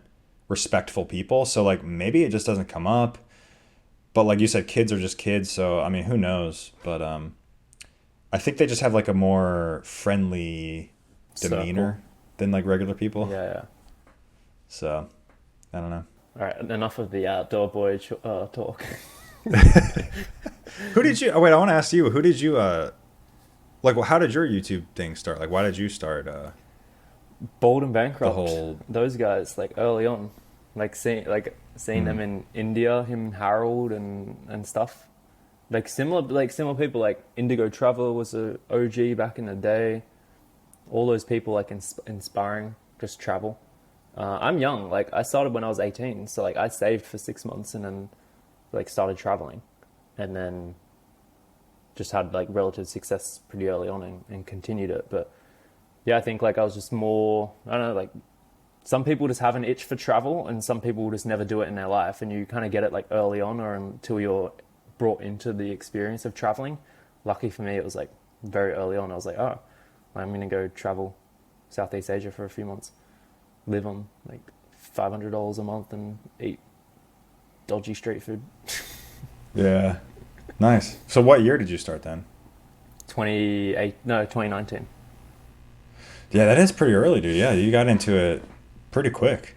Yeah. Well, you managed to do a lot. Holy shit. The whole course thing. How did you know? Like, did you just see a need for it? Because I feel like you have like a business mind, so maybe you were like, oh, people need this information, or was it just something that you like were excited to talk about? Or Well, I mean, I've helped like so many people for free, like build their channels.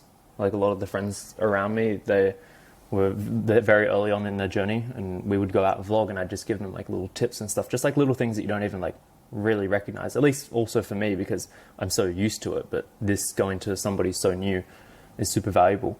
And then, I mean, after like 4 or 5 years of creating content of like kind of like similar travel content, there just comes a time where you don't want to be like 100% reliant on filming videos and, you know, like creating content and advertising and stuff like that. It's a business at the end of the day, but like, I just feel like you're always kind of like treading water of wanting to beat the algorithm and grow on this social media channel or grow on this.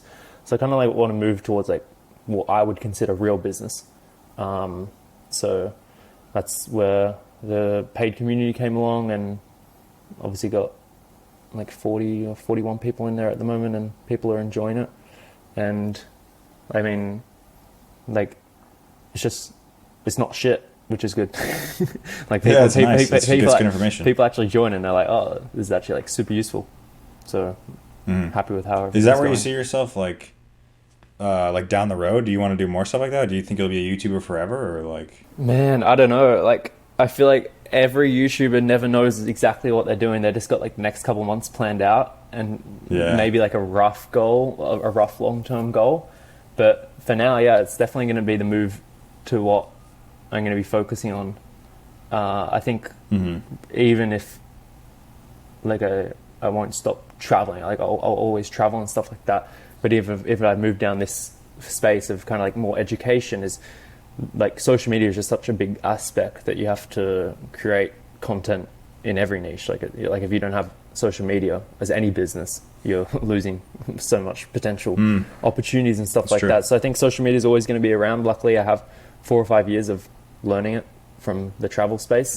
That it's pretty like transferable to some extent on the other platforms and stuff like that. But I think I'll always like be creating videos of some sort.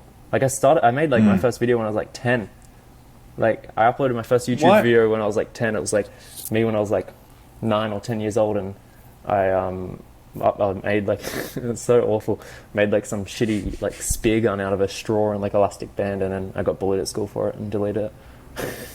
It's gone. No, I still have a rough copy of it, a cut up copy, but it had like 30,000 views. So like I posted it, just completely forgot about it, and then saw that it had 30,000 views like a few months later, and then like my friends saw it at school and they'd be like, oh yeah, fucking, you know, just classic bullshit. Yeah, that's pretty gangster though. You like posted it and it did well, and you're just like, no, I didn't even know I had 30,000. Yeah. But that was like the early YouTube days where like YouTube, the homepage looks nothing like it does now. And then like from there, I think like everyone, like especially growing up in my age, like I was probably the first generation or the first age group to be like fully consumed by YouTube. Like from 12 years old onwards, the amount of content that I consumed in just like gaming, just random like stuff, like is, bro, like, you know how in like Call of Duty or something, you see like your game time of how many like days you played? Yeah. If I was to see my YouTube lifetime, I'm worried I've wasted a few years. Probably. Yeah. Nah, bro, honestly, I think it's like top tier. Yeah, I think it's beyond even like Netflix and like HBO and all social media. I mean, it's just like the best way to consume stuff. It's like, just if you want to learn something, if you want to laugh, if you want to cry, like, dude, fucking me and my girl like blazing through Gordon Ramsay's Kitchen Nightmares. They put it all on YouTube with like 5-second ads between where it used to be like 2 minutes of ads. It's like 5 seconds now. It's like, why would you not? I mean, YouTube's the best, you know? Yeah, and they just know your, like, you're not going onto Netflix or any of those things and like seeing like super niche down stuff that you know you love. Like, you know, you're logging onto YouTube on a Saturday morning and Luke from Outdoor Boys is posting. They know you're going to watch that full 45-minute video, watch all the ads. Yes, sir. They know you're pressing the like I'm about button. to rewind some stuff too. Yes, sir. What's the long-term goal for you? So obviously you have the podcast. Are you focusing more on that? Are you focusing, I mean, we've spoken about Patreon and YouTube, and you want to transfer it more to like other platforms, but yeah, like when's the next trip and what's planned? Oh, dude, we're leaving in like 2 weeks. We're about to go to the Caribbean. I'm about to get dive certified. We're about to go to some like random islands and rent a car and just kind of see what happens. We'll be there for a month, me and my girl, and then we'll probably go over to Asia for a while. Just I just don't think I'll ever get tired of Japan. I think I'll just go back there and make some fun stuff. I don't tell you, but I used to live there, so like I kind of know my way around a little better than other places, and I think that makes the videos like way better. Yeah. So, and it's just I just fucking love Japan, dude. So I'll probably go back there and just see what happens. You know, we're about to do like another big send. Are you gonna like So because you're living in DC at the moment? You're gonna pack up the apartment and stuff and just go yeah, nomad. bro. Yes, sir. We're getting moving trucks Nice. in like 10 days, selling all of our shit. That's crazy. Yeah, bro. How long do you Yeah, think you'll bro. be on Yeah. the road for? I mean, look, dude. However long I'm comfortable, you know, like before it was an issue of finances, but I think, well, my girlfriend also has an online business, so I think we're like okay now. So like 6 months, a year, 2 years, I don't know. I don't really know if I want to do the whole year long thing again. It was just it kind of took it all out of me. So I think ideally like 4 months at a time, and we'd Hmm. come home and see the family, and then go off again. Yeah. What's like? Where do you call home? Where's home right now? Well, right now it's in DC, but we're gonna move all our stuff back home, like where our parents are, to Atlanta. Okay. So you'd be doing like stints and then just going back there. Yeah, and it gets weird, right? Like with parents, like because I have really awesome parents, and they're like, "Oh, come stay with us," but it's like that's kind of No, weird. I I'm have a in my girlfriend thirties, now, and mom. Like, yeah, yeah, can't be yeah. living in your basement anymore. Yeah, dude. So I think maybe we'll just get like an apartment and like stay for a couple weeks, do our little errands, and see family and friends, and then go off again. I think that's the move. But honestly, with like being in Asia, it's different for you, right? You're in the same hemisphere or whatever. But like for us, it's like it's not easy. Like flying back Mm, for dude, I flew back from a wedding from fucking Ukraine, and it was like hell on earth, dude. Like 3 days of traveling, and yeah. so plus I'm getting older. I'm just like grumpy when I travel now, so it's like a little less fun to like do big sends like that. So I want to be a little more comfortable, you know. But you also like early on, and especially when finances are a big part, like you can sit in the shit for a while. Like you can suffer through that 3 day flight where it's like 10 connections and it's like $300 or something. You can put up with a lot very early on, but then naturally, I feel like you Yeah, kind of progress into life's conveniences. But yeah, that's yeah, gonna be awesome. But yeah, Asia for me, like obviously, like family in Australia and stuff, and going back there, like it's just where I'm most comfortable. Time zones are yeah. I good, mean, it's cheap, friendly, convenient. what you're from Sydney, Yeah, or so that's a bit of a hike though, right? Like a 6 hour flight to Thailand or something. Like it's yeah. not No, super close, actually, is it? like it's in Australian standards, it's close. It's still 8 hours from Sydney for a flight. Fuck, dude. Yeah, that's. I guess when we're on the Bro, edge of the we're on earth, the middle of anything's pretty nowhere. close. What state are you originally from?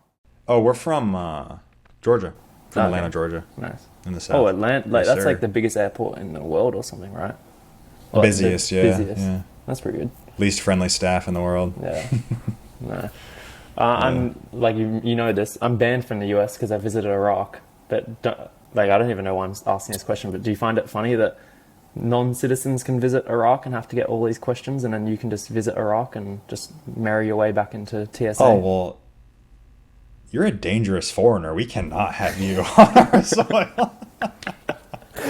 No, I mean, yeah, it is kind of fucking bonkers. I guess they just trust us. You know, it's like one big family over there. You know, we're all just united together in hatred of foreigners. No, yeah, that's It's weird. always crazy. Yeah, it is weird because when I come back to the U.S., I mean, I have a new passport now, but before they'd be like, Iraq, huh? And I'm like, yeah. And they're like, what were you doing there? And I was like, tourism. And they're like, okay. Like they don't really, they always ask, but it's never like a big. I think if you're from, what are they like? Don't you have to like go get some special permission from the U.S. embassy in your country to come, or are you just straight up banned? No, no, yeah, it's the I have to go to the embassy. Um, Oh, but in basically, I mean, I haven't checked since the kind of end of COVID, but when COVID was happening, there was like a year wait in almost every US embassy to get an interview. Now it might have damn. changed. But yeah, I have to go have a stupid interview, get a 10-year visa, probably get declined because I'm a terrorist. And Look at you. I mean, come on. but that's like Yikes. Would you yeah, want to go to the US or? not really. Like I don't really have any interest in it. It's expensive. I Oh, hate big bad tipping. Luke, too good for the US, huh? It's expensive. I hate tipping. And yeah, Yeah. that's the one thing It is I what it can't is. Yeah. stand with American culture, as well as like Egyptian. Hmm. My experience in Egypt is just tipping. Like I don't know, like anyone outside of those countries or anywhere that's tipping isn't acceptable, like everyone just laughs at you guys. Hmm. Hmm. No, trust me, I was a waiter, bro. Like anytime a foreigner came in, I was like, no tip for them, no tip for them. French couple, no tip. English couple, they'll give me $5 and feel really good about themselves that they gave me $5. On like a $200 bill. Yeah, yeah, yeah, yeah. For sure, yeah. But yeah, I don't have any interest in the US. It's also just a trek to get to. Like We don't want you, bro. How about maybe that? no, this is It doesn't matter that you don't want to come. We don't want you, bro. this is actually this is the inconvenience of going to Iraq when I did is that like I understand not being able to go into the cities of LA and stuff like that, but I can't even transit through the US without having, Mm, which is a pain to get into like South America and Mexico and stuff like that. So yeah. that's a bit of a pain in Jeez. the ass. Yeah, I can definitely see that, especially if you were to go to what, Europe, you'd have to, I don't even know, dude. Just don't be a terrorist. Everything about Yeah, that. that's probably like I think that's my next plan. Maybe we'll see how things go. Yeah. The bigger I might picture. move Yeah. towards that. I have Yeah. some questions from the group that if we can just blast through. This is what my assistant said. It titled Small Brained American. Full name, Okay. Connor McBee. That's your full name? Yes, sir. That's me. Um, Most viewed video, India sucks, don't ever come here, 3.8 million views. First video, Hmm. one night in Portland's autonomous zone, interviewing Antifa, 24K views. Yes, sir. 106,000 followers on TikTok. The most viewed video has 3.3 million views. You got Apple Podcast, Spotify Podcast. He has an online community Patreon, Hmm. 2,397 members, Mm. 652 paid members Mm. per month, $2,906. Yeah, Is that very nice. accurate? Like how much of a cut does Patreon take? Um, dude, I don't, bro, I'm the worst businessman ever. I have no idea. I just get the check and I'm happy with it. So, uh, I probably should look into that. Let's see. I really don't know. I mean, sometimes the thing is though, is like sometimes people will pay for like a yearly subscription and that'll be Mm, like all up front. So like usually it's y- actually more than that. yeah. Yeah, Yeah. right. Wait, hold on a second. Hold on. My mic just died. I'm just gonna start recording on my phone. Yeah, but usually it's a little more, or it has been lately. So yeah. What's your audience breakdown? Like you have a high percentage of Western viewers, Americans, or what's the like who watches your videos? Yeah, I think it's majority Americans, and then it's like Canadians, and then Brits and Aussies, and I think it's just like a like typical like white people speaking English. I think a decent amount's actually from India. I think it's like 4% or something, which like overall is kind of a lot. So I don't know. I don't really look at it a ton, but I know it's like mostly like Western people. That's super high. Audience, like Western audience. What's like the RPM on Yeah. your videos usually? Like Japan, the most recent like Japan videos. Oh, dude, I don't know. I could check it, but fucking A, I have no idea. I mean, I really don't check it, dude. I'm a terrible businessman. I need you, Luke. This is why, yeah, this is why the investor came for you. You're just like you're Yeah, exactly. like a cherry, just sitting on a nice cherry tree waiting to be plucked. I think, to be fair, I think some of the RPMs on the Japan videos are nice because I think it's like 6, 7, $8 for 1,000, something like that. I remember I was like surprised at those. The Indian ones are ass. They're like Yeah, $3 for 1,000 views. that's pretty So yeah. low, despite probably the Western. Like I think it'd be higher than. Oh, maybe because it's a shorter video. But when I first went to India, I had like all of my subscribers were from India, and I had like 90% Indian subscribers, and my RPM was like 90 cents, I think. Damn, dude. So you're saying, well, no. Well, the thing is, like, I think the India videos are mostly Indian people.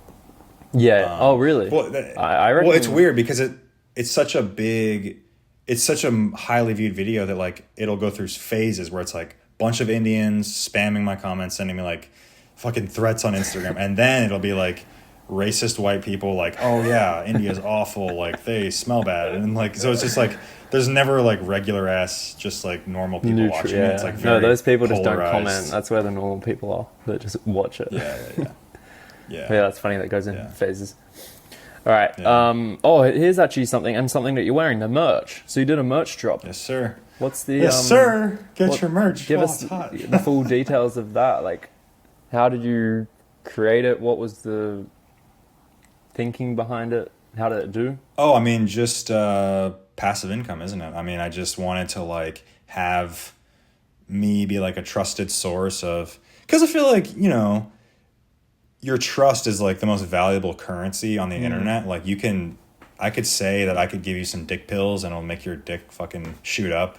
But if it doesn't actually, that's a fucking horrible example. But if it doesn't work, like you're going to lose faith in me. You know what I'm saying? Like, I feel like all we have is our word. So like if people are coming to my videos, watching from me, they trust me, they want to hear my, you know, worldview, they trust me to like give them good shit, like videos and shirts, whatever it is. Like, I think that's just a natural progression. And like, yeah, it's just passive income. I mean, it's just another way to like, when I inevitably get canceled on YouTube, I'll just have like other things to fall back on. Yeah, like Patreon, you know what I mean? Merch.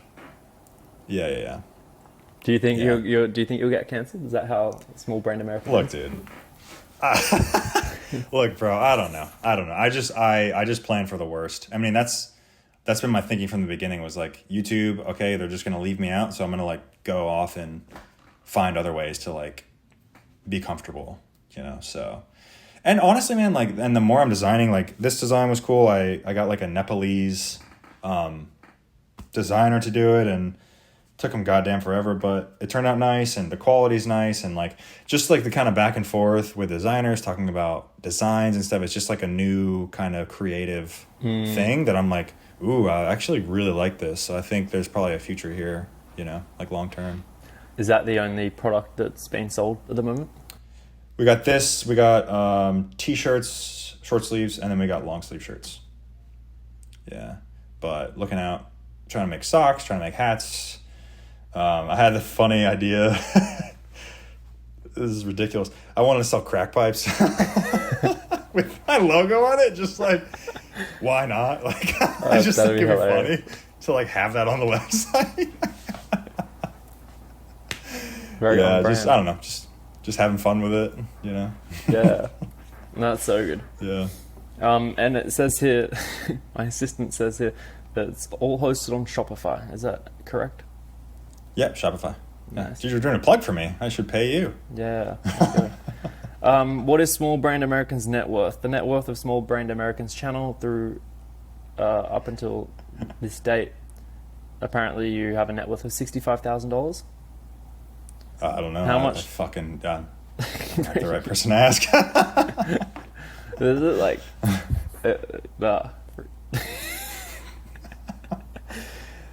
Yeah.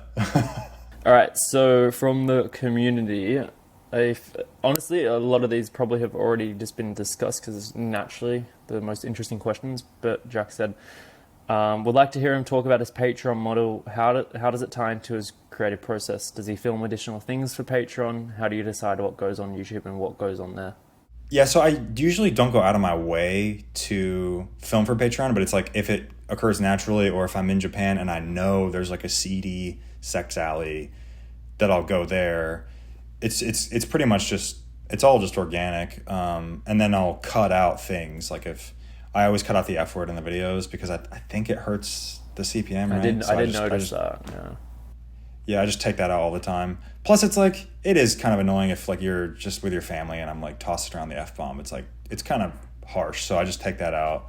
And yeah, that's pretty much it. Just, it's just like an unedited version of the YouTube video pretty much. Yeah. From Ken, you made content for quite a few years and then suddenly your channel started to explode in growth. What do you think was the main factor for that? Oh, it was definitely just following my own interests. And like a big thing too is like taking risks. I think it's like really easy to, when you're new, to like copy people. And I think that's totally fine. I think actually I encourage people to do that because it's like, well, what are you supposed to do? I mean, like, what other model are you supposed to look to? So like, I think it's totally fine, but like one day you need to like step out and like take a risk and like make something that no one's ever seen before, you know? Sounds kind of corny, but What do you it's think true. that I mean, was like, for you're not, you? I mean, just like the random shit, like the stuff from Iraq, the politician, the guy in Myanmar that was like drunk driving, like the things that I'd never predicted actually were videos I filmed, and I went home and I was like, what the fuck was that? That was a terrible video. And I started editing it and I was like, oh, there's actually something here. And that in my mind, like differentiates me, where it's like kind of wacky misadventures. And I'm like, oh wait, like this is actually really cool. And like, this is true to how I travel. So I'm just going to keep doing it. You know, it's all just like very organic, and it kind of takes you to a point where you're like, you just have to stop giving a fuck about like those immediate results, because I mean, dude, I didn't get any results for years, and now it's like out of this world. So I think it's just patience and like just trusting that what you're making is good, you know. But it has to be good. Like, you have to actually be honest with yourself, and it's like, if I was just a random Joe, would I watch this whole video? Yes or no? I mean, it's very black and white. And like when you're editing it, you have to be very critical. Like, okay, well, this isn't necessary. This isn't entirely necessary. You know what I mean? So yeah. Yeah. And With with the videos that you edited when you're going from Ireland to Japan, do you take your laptop with you and you edited that, or it was all like when you got home or something? Oh yeah, I edited it along the way. I mean, because that was my plan for that trip, right? It was like, I'm gonna go and be a successful YouTuber. Like, I'm gonna do this crazy trip that doesn't make any sense and that no one else would do this, and it's gonna work. And it didn't work. Like I wasn't getting any money on the trip. It only worked until I waited months and months and months and months. And then when I got home, when the trip was over, it like started to take off. That's crazy. How much did you leave with that trip, like money wise, to travel? I think I had about $20,000 saved up.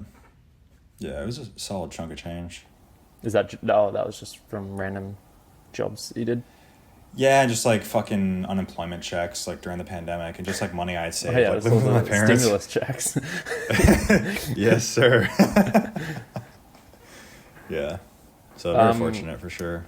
What makes your content unique and binge watchable in your opinion? I think it's like how stupid it is. Like how you're watching it and you're like, who would do this? And then I'm like, me. You know, like I would do it because it's fun, and I don't really like, there's something about, like, if I were to film a video in like Georgia, like where I'm from, there's like, and you've probably experienced this too, there's like this certain level of like rigidity with your surroundings. You're like, I'm so familiar with this, I'm not really curious, I'm not gonna make good shit. But something about when you like go so deep, like when you go to like Laos or like Cambodia or something, and you're like so out of your comfort zone that you're just like, fuck it, let's just go with it. And I think it's like that energy to my videos, where I think when you say yes to things, that just crazy things happen that you could never plan. Yeah. You know? 100%, because like I thought about this as well. It's like, why is it so much more uncomfortable or way less interesting to watch, like when I film in like Sydney or like in anybody's hometown? It's just because like it's not like your first experiencing these crazy new things. Like, you know exactly what's happening, you know that street, you know that bus is going to come past, you know, all that kind of stuff. You're just so familiar with it. But when you chuck yourself into the most random situations in all these different countries, it's just like, man, this is crazy. And it's, you know, you get real kind of authentic experience from it. Yeah. There is it's a funny line you can walk, right? Because like at the same time, you're not comfortable like narrating your experience and you're not excited about it, but like you also know more than anybody about it. Yeah, that's so like also very true. If you were excited about it, it would be really nice. Like when I go to Japan, I know a lot about it. I used to live there, and I'm also excited. And I think that's like a magic kind of formula. Yeah. You know? Yeah, that's a great point. Yeah. This is a personal favorite question. It seems like you keep running into quite a few unique travel situations. Do you specifically look for them and cut out all the boring, usual travel stuff from your videos? So depends on like what series of videos. I mean, I generally do like will cut around things that are like extra in the video. Like I think one of my most viewed videos is the alcoholic taxi driver in Myanmar, where the guy that crashes the bike. And that one, I think I started it pretty tame. It was pretty normal. Oh no, the one before it was 5 cent mystery liquor in Myanmar. Also did okay. But I just started like, I'm going to go find a beer. I'm going to go get some street food. Like it wasn't anything crazy. And I think like sometimes it just finds you, bro. And I think like I don't think in that one I cut around it too much. Honestly, like the only thing I ask myself when I'm editing is like, is this interesting? Like straight up, like, is it interesting or is it not interesting? And like, if it's extra, if I'm like buying a beer and then later I'm going to go off on this crazy adventure, I'll include it if it's interesting. But if it's not, it's gone. You know what I mean? It's like, I don't feel compelled to leave things in just because I filmed them. You know what I mean? Yeah. If that answers your question. Yeah, that's great. Yeah. From David, does he follow any planning process / blueprint, such as scripting, not necessarily word for word, or are all his videos done off the cuff without any planning? We kind of mentioned this, but it'd be good to hear your thoughts again. One thing I will say, and I might contradict myself slightly, is sometimes I'll think of like a funny video idea or like a funny line I could say in a video, and then I'll just like put it in a note, and I'll be like, okay, when you're filming that video, make sure you say this. But it's never like, I don't know. I just think my delivery is better when it's like, I just think of it and I just say it, you know? So, yeah. Yeah. How did you get into the GoPro? Like, you've always used the GoPro to film? No, I had a Sony ZV-1 for ages. Oh, yeah. It's like a little vlogger camera, but the lens is so narrow, so you have to like hold it way out. So, and it's like, dude, no way. Fun. The GoPro, the wide angle is so good. Exactly. What model do you have? What number? The 10 Black, whatever the fuck. 10 Hero Do you Black, have, I don't know. It has a 10 on the side. Do you have the, does it overheat? Like, do you have overheating issues? No, but I mean, honestly, the longest I'll film is like 15 minutes. I film it on like 2.7K. Wow. So like it's not 4K. So maybe that has something to do with it. 1080. Oh, really? Yeah. But I think the 10 is the one model that they didn't screw up with the overheating. It's like one of the big things with GoPro now is that it overheats. Like the battery just gets so hot. So even after like 15 minutes, especially in climates of like, you know, in Asia where it's 35, 40 degrees, then it just like gets like so hot that it like literally burns your hand if you hold it and it ends up shutting off. But I think the 10 is pretty good. I think it's the 9 and the 11 that were really bad. And the 10, they've learnt from the 9. They messed it up when they went to the 11. And then the 12 9/11, bro. Bad luck. Never trust them. Interesting. Well, do you use the like enduro battery, like the white battery? Yeah, I have plenty of the white ones. Yeah. The other thing is I also like I have. You probably don't use this. I have like this foam cover over the top. I've been looking at those. They're pretty good, but it does add to the overheating part of it. But it helps with like wind and just being more discreet. This is the sound quality that I usually use, but yeah. Is the sound quality okay when it's not windy? Like, can you hear through the padding? Okay? Yeah, it's perfectly fine. Like, it's better. It almost like slightly muffs out all the stupid honking and stuff that goes on in some countries, but not very slightly, like pleasantly, but not to the point where it's like super jarring, you know. Interesting. Yeah, I think I might get one of But those. they're like a couple bucks off Amazon.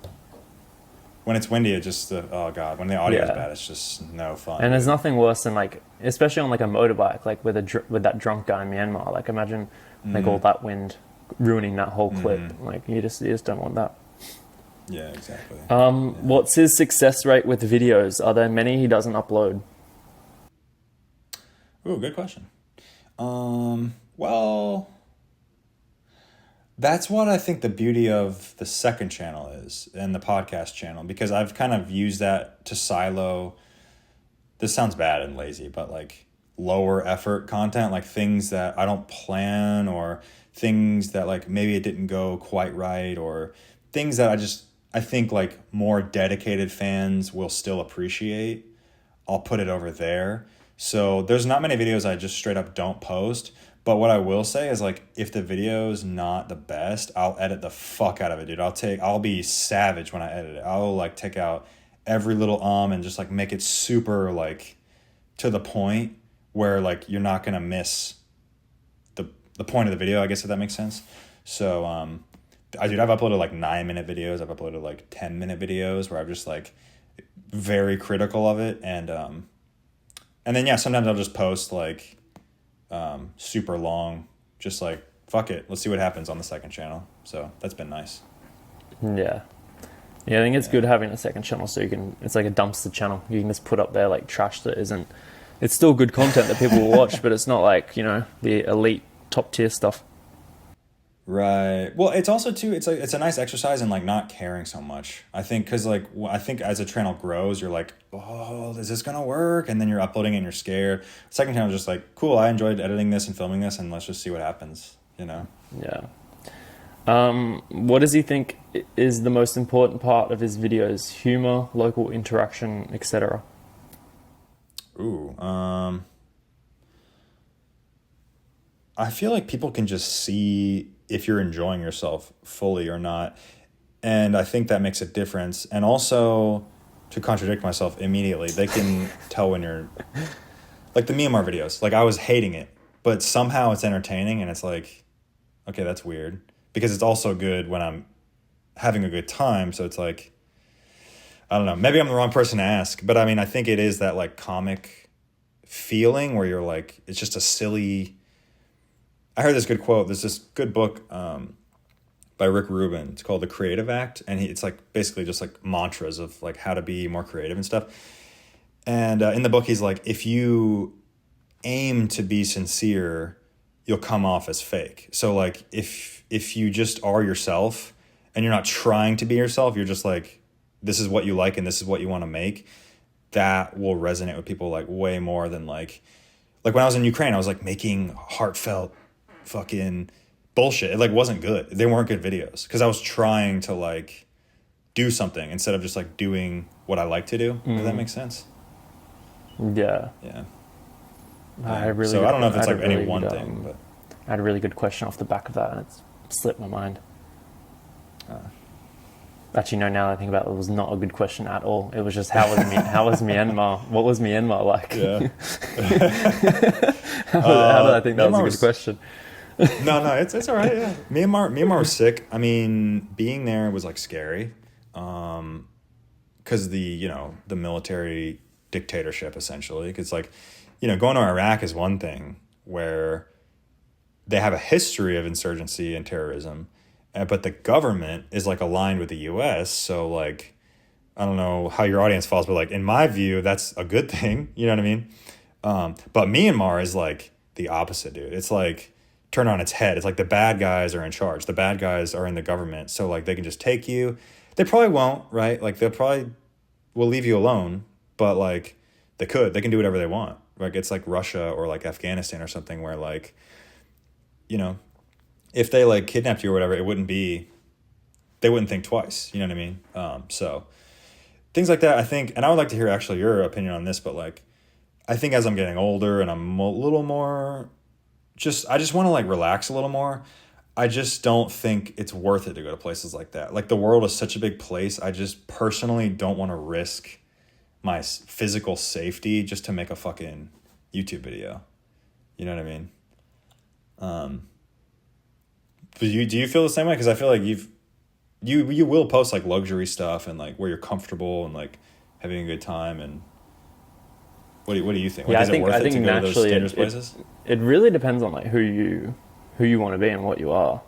Like I like very early on when I was like starting off, I was willing to do like so many crazy things, and still I like am just in general like interested in visiting just weird places and just doing like crazy stuff. Like not that bungee jumping is like super crazy, but bungee jumping and going on the ultralight in Nepal and stuff like that, stuff that people probably wouldn't be doing. But in terms of like dangerous countries and stuff, like for me it was like the reason I always visit these countries, obviously the content is super good, but it's always like the stories that you have from them. Like when you can like, that's like kind of like what I've had ever since like I was growing up, is just like what like cool stories do I have from different places. And I think about the different stories that I have now, like in my library of when I think about crazy shit that's happened, it's always just the most random countries in like Lebanon and Iraq and all those kind of places, and Pakistan, just because the craziest stuff happens.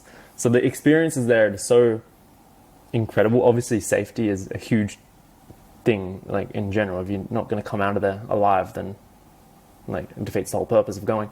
But I mean, also like a lot of time, like the countries like Myanmar and stuff like that, the regime and stuff is terrible. But at the end of the day, like the local people, they're super kind, and they're just like ordinary people.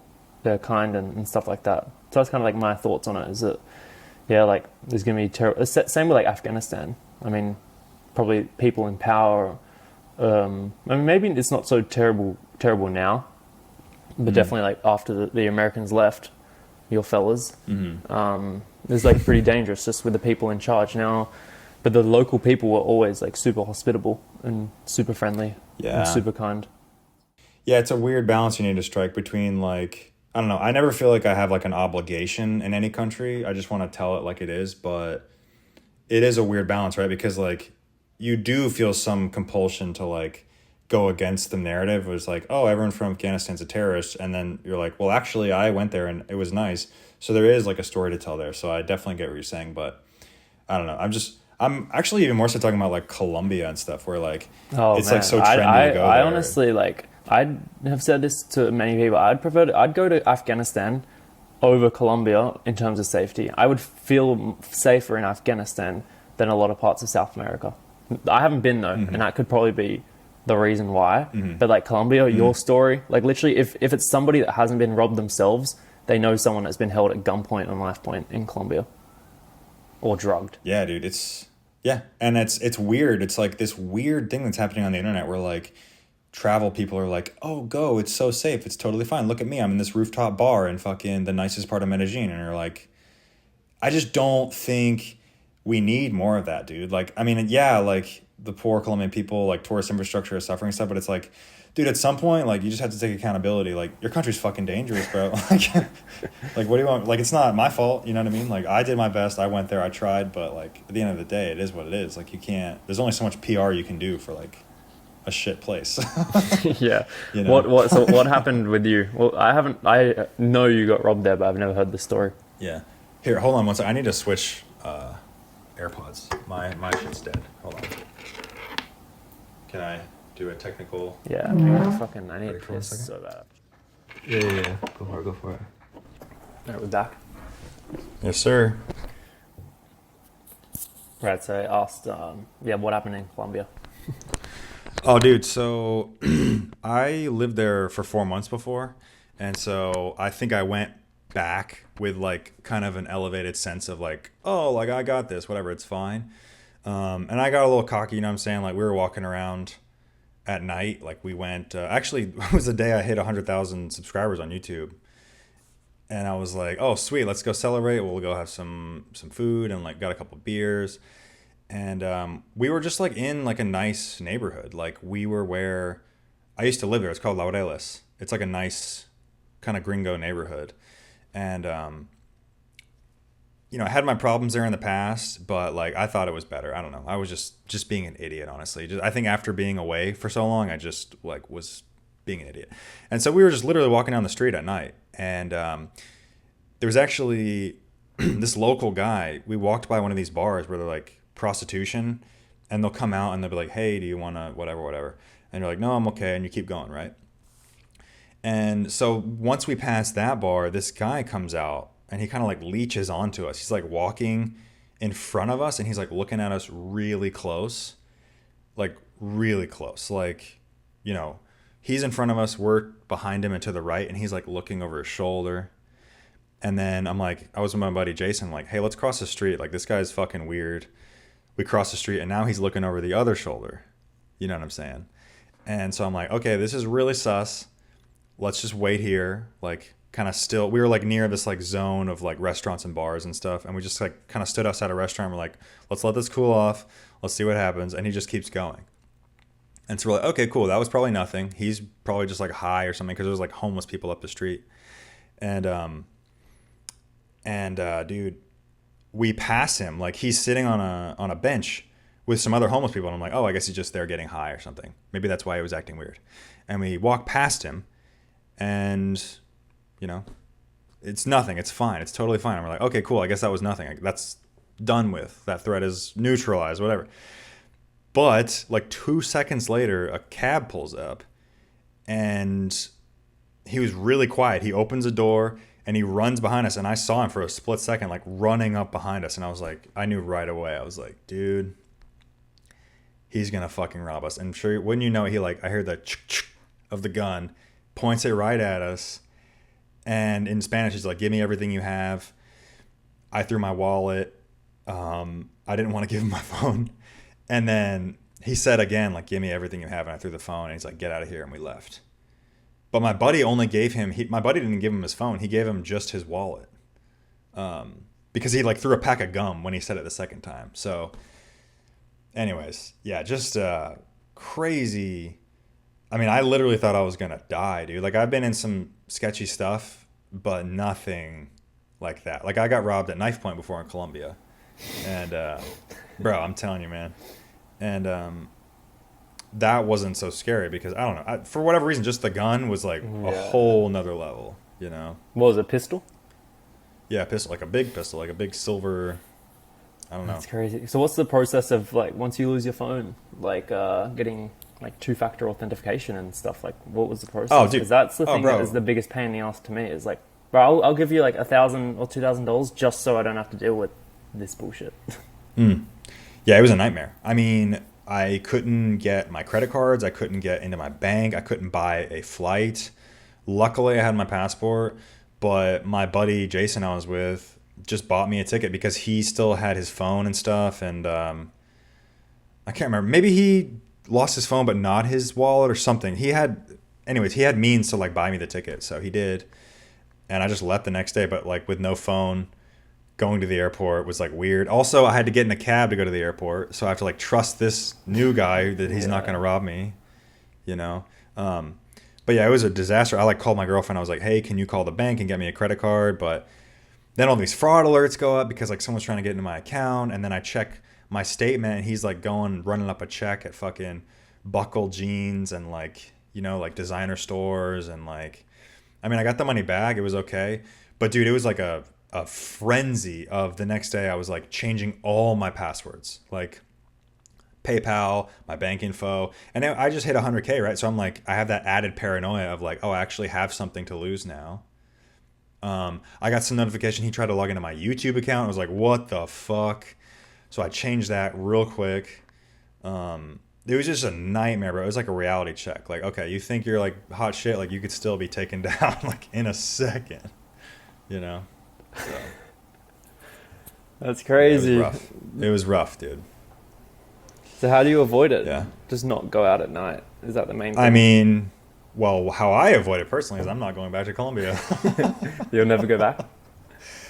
I mean, I might go to like drink ayahuasca and stuff. Like maybe for like a good reason I'd go back if maybe some friends are organizing a trip or something. But I just don't think like, it just kind of made me grow up a little bit. I'm like, dude, the world is a big place. Like, you don't need to go to Colombia. Like, you can go. There's just so many other places that will not happen to you ever. Like any country in Asia, that would never happen. You know what I mean? Never.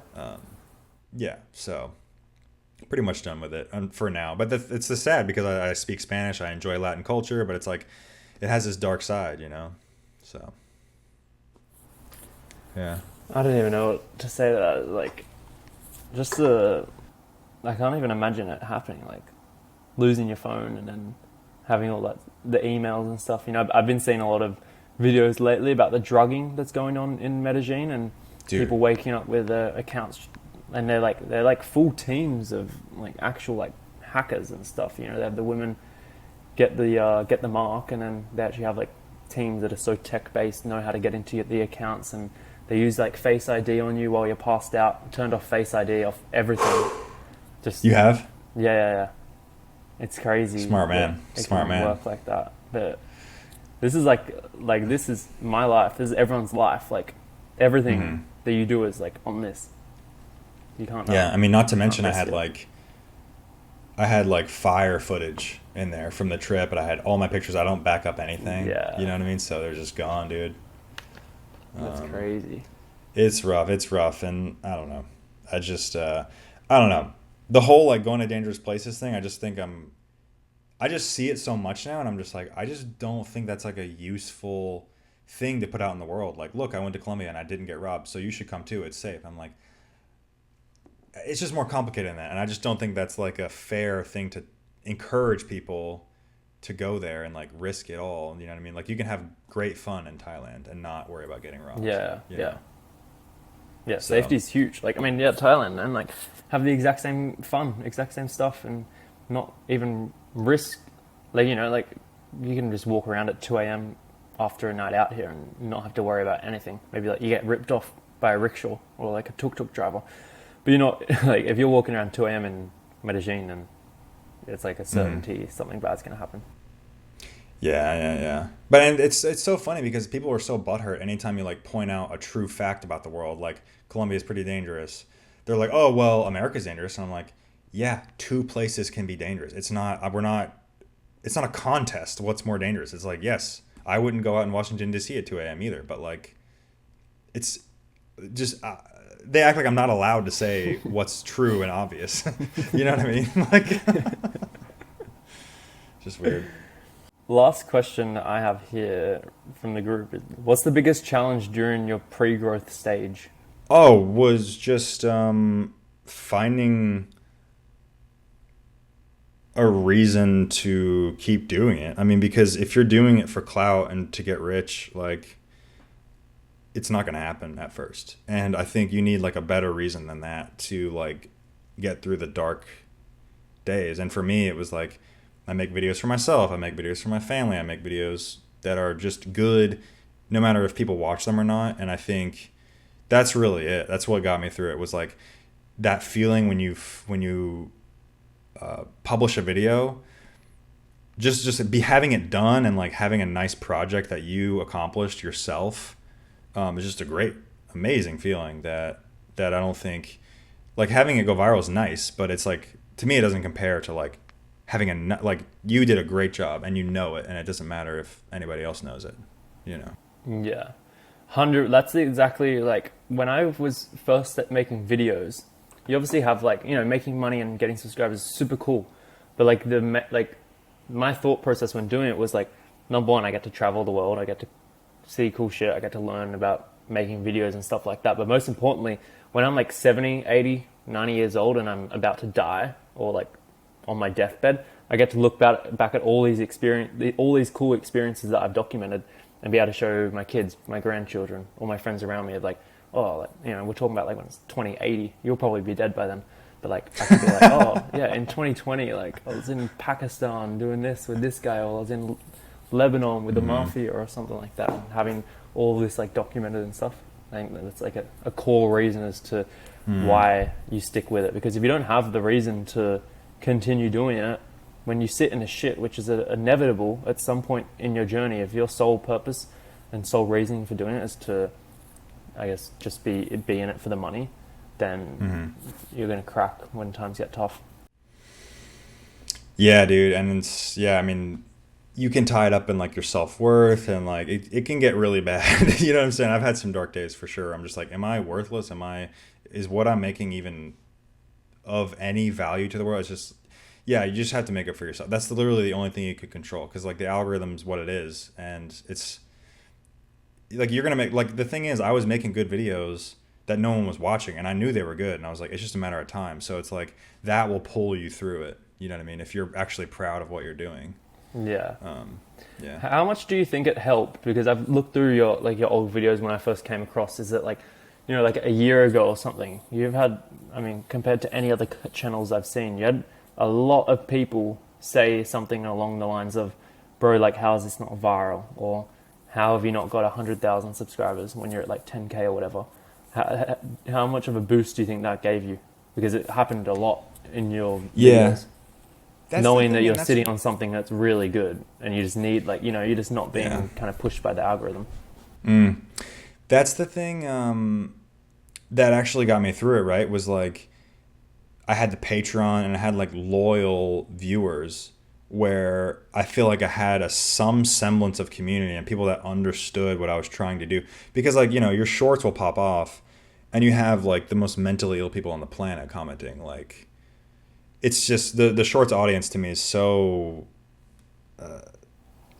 I have very strong opinion. Just they're brain dead, bro. They're just fucking brain dead. Like they're just like, give me something easy to understand and like, you know what I mean? I don't know. I have opinions, but I just think like those long form viewers are like they're almost like your family. They're like, hey, like I appreciate what you did. You did a good job. Here's $3 a month. Like it just felt like there was something to latch onto. I got a couple questions that I wanted to ask, but we've actually gone through them a lot. What's been the biggest learning curve for you in the past like year or two? I think editing. I think I've gotten better at editing. Like being like saying more with less. Like not specifically. Like I actually experimented with something in one of my videos. I snuck into Glastonbury. It's like this big music festival in the UK, and I watched the video actually. oh, nice. Yeah. So instead of like me waking up every day and be like, hey, we're gonna like it's a music festival, what are you gonna narrate? Like what's there to it's a fucking party. Like I'm not gonna be like, we're gonna go drink and then we're gonna smoke and then we're gonna dance. Like no, I just like would film stuff and I would just film people's reactions or like me doing something or it just felt like very minimalistic and I feel like that can be like powerful if used appropriately. So it's something I'm still like trying to figure out. But yeah, like editing in a way that I'm not spoon feeding you the information. I'm actually like, it feels a little more like the viewer has to do a little more work to, and I think it's more enjoyable on their end, Yeah. Yeah. How long did it take you to get 100 members on Patreon? 100, dude. Years. I mean, the first year I had maybe like 15. And then second year, yeah, maybe 30 to 50. It probably went from like 30, 40, 50 range to 100 in like a couple weeks, if I were to guess. Yeah. I mean, I remember it took off like crazy. Yeah. Sure. How do you deal with negative comments being so honest?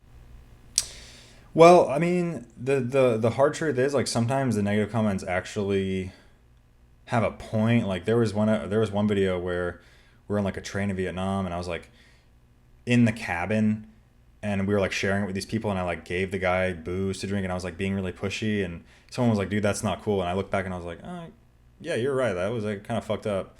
And so it is like an opportunity for reflection, but also like 95% of people don't know what the fuck they're talking about and they're just mad. Yeah. So like there is a nugget in there sometimes where it's like, okay, I could reflect and like change, but that's one of like 3 examples I can think of. You know what I mean? It's like, do you agree or? Yeah, no, I agree. Like, I mean, I feel like I probably get way less nasty comments than you do because you're just out there doing your own shit. But there definitely are. I feel like it's what like shorts, as you said, is bad. Like generally, the YouTube long form videos, it's people that actually like want to see your stuff. So unless that goes like mega viral and goes on to people outside of your audience, then generally it's pretty okay. But it's like like the TikToks and stuff, the stuff with like me when people even like steal my clips and it's like me bargaining for something and I'm going like super hard bargaining for something. You have all your stupid American friends saying like, oh, just give him the money. Yeah. Bro, you like literally never left New York. Get out of here. Yeah. Dude, do you watch that Call on a Broadcast, dude? I absolutely am like going through a phase of binging all of his videos. He is so hardcore. I absolutely love it, dude. Yeah, he like was actually one of the people that like got me into like bargaining and stuff like that. Like he was an OG of like bargaining. Like in 2019, 2020, like he had all those fake market sprees. I actually met up with him a few weeks ago in Thailand. Oh, that's awesome. Yeah, he's a cool guy. Yeah. It's cool seeing people like, oh, dude, I used to watch you when I had like 1,000 subscribers. And now yeah. Oh, cool. That's awesome. No, I'd love to make a video with him, like, because I think I'm just getting suggested his older videos, and he's always like, yeah, if you guys want to bargain, like, blah, blah, blah, like, DM me. And I'm like, dude, that would be I feel like I would learn a lot about bargaining if I went out with him. Like, Yeah, that could be a cool video idea, like a bargaining battle. Like you get like $100, see what you can come back with, and then the viewers decide who's like more valuable, whose item of freaking shit is more valuable. Yeah. But no, I have a friend actually, Nolan, a Seal on Tour, is his YouTube name. But he like every time he goes places, he's such a sucker. He's just like, dude, like I'm not poor, like whatever. We're in fucking Turkey, so like why not give these people some money? I'm like, dude, they're literally stealing money from you right now. Like you realize that? Like, yeah, it's like principle, and it's like some people just don't like if you're gonna buy a house and it's what it's worth $100,000. Your American friends, are they going to pay 150 grand just because I said so? No, you're not. You're going to pay 100 grand because it's valued at that. Yeah, exactly.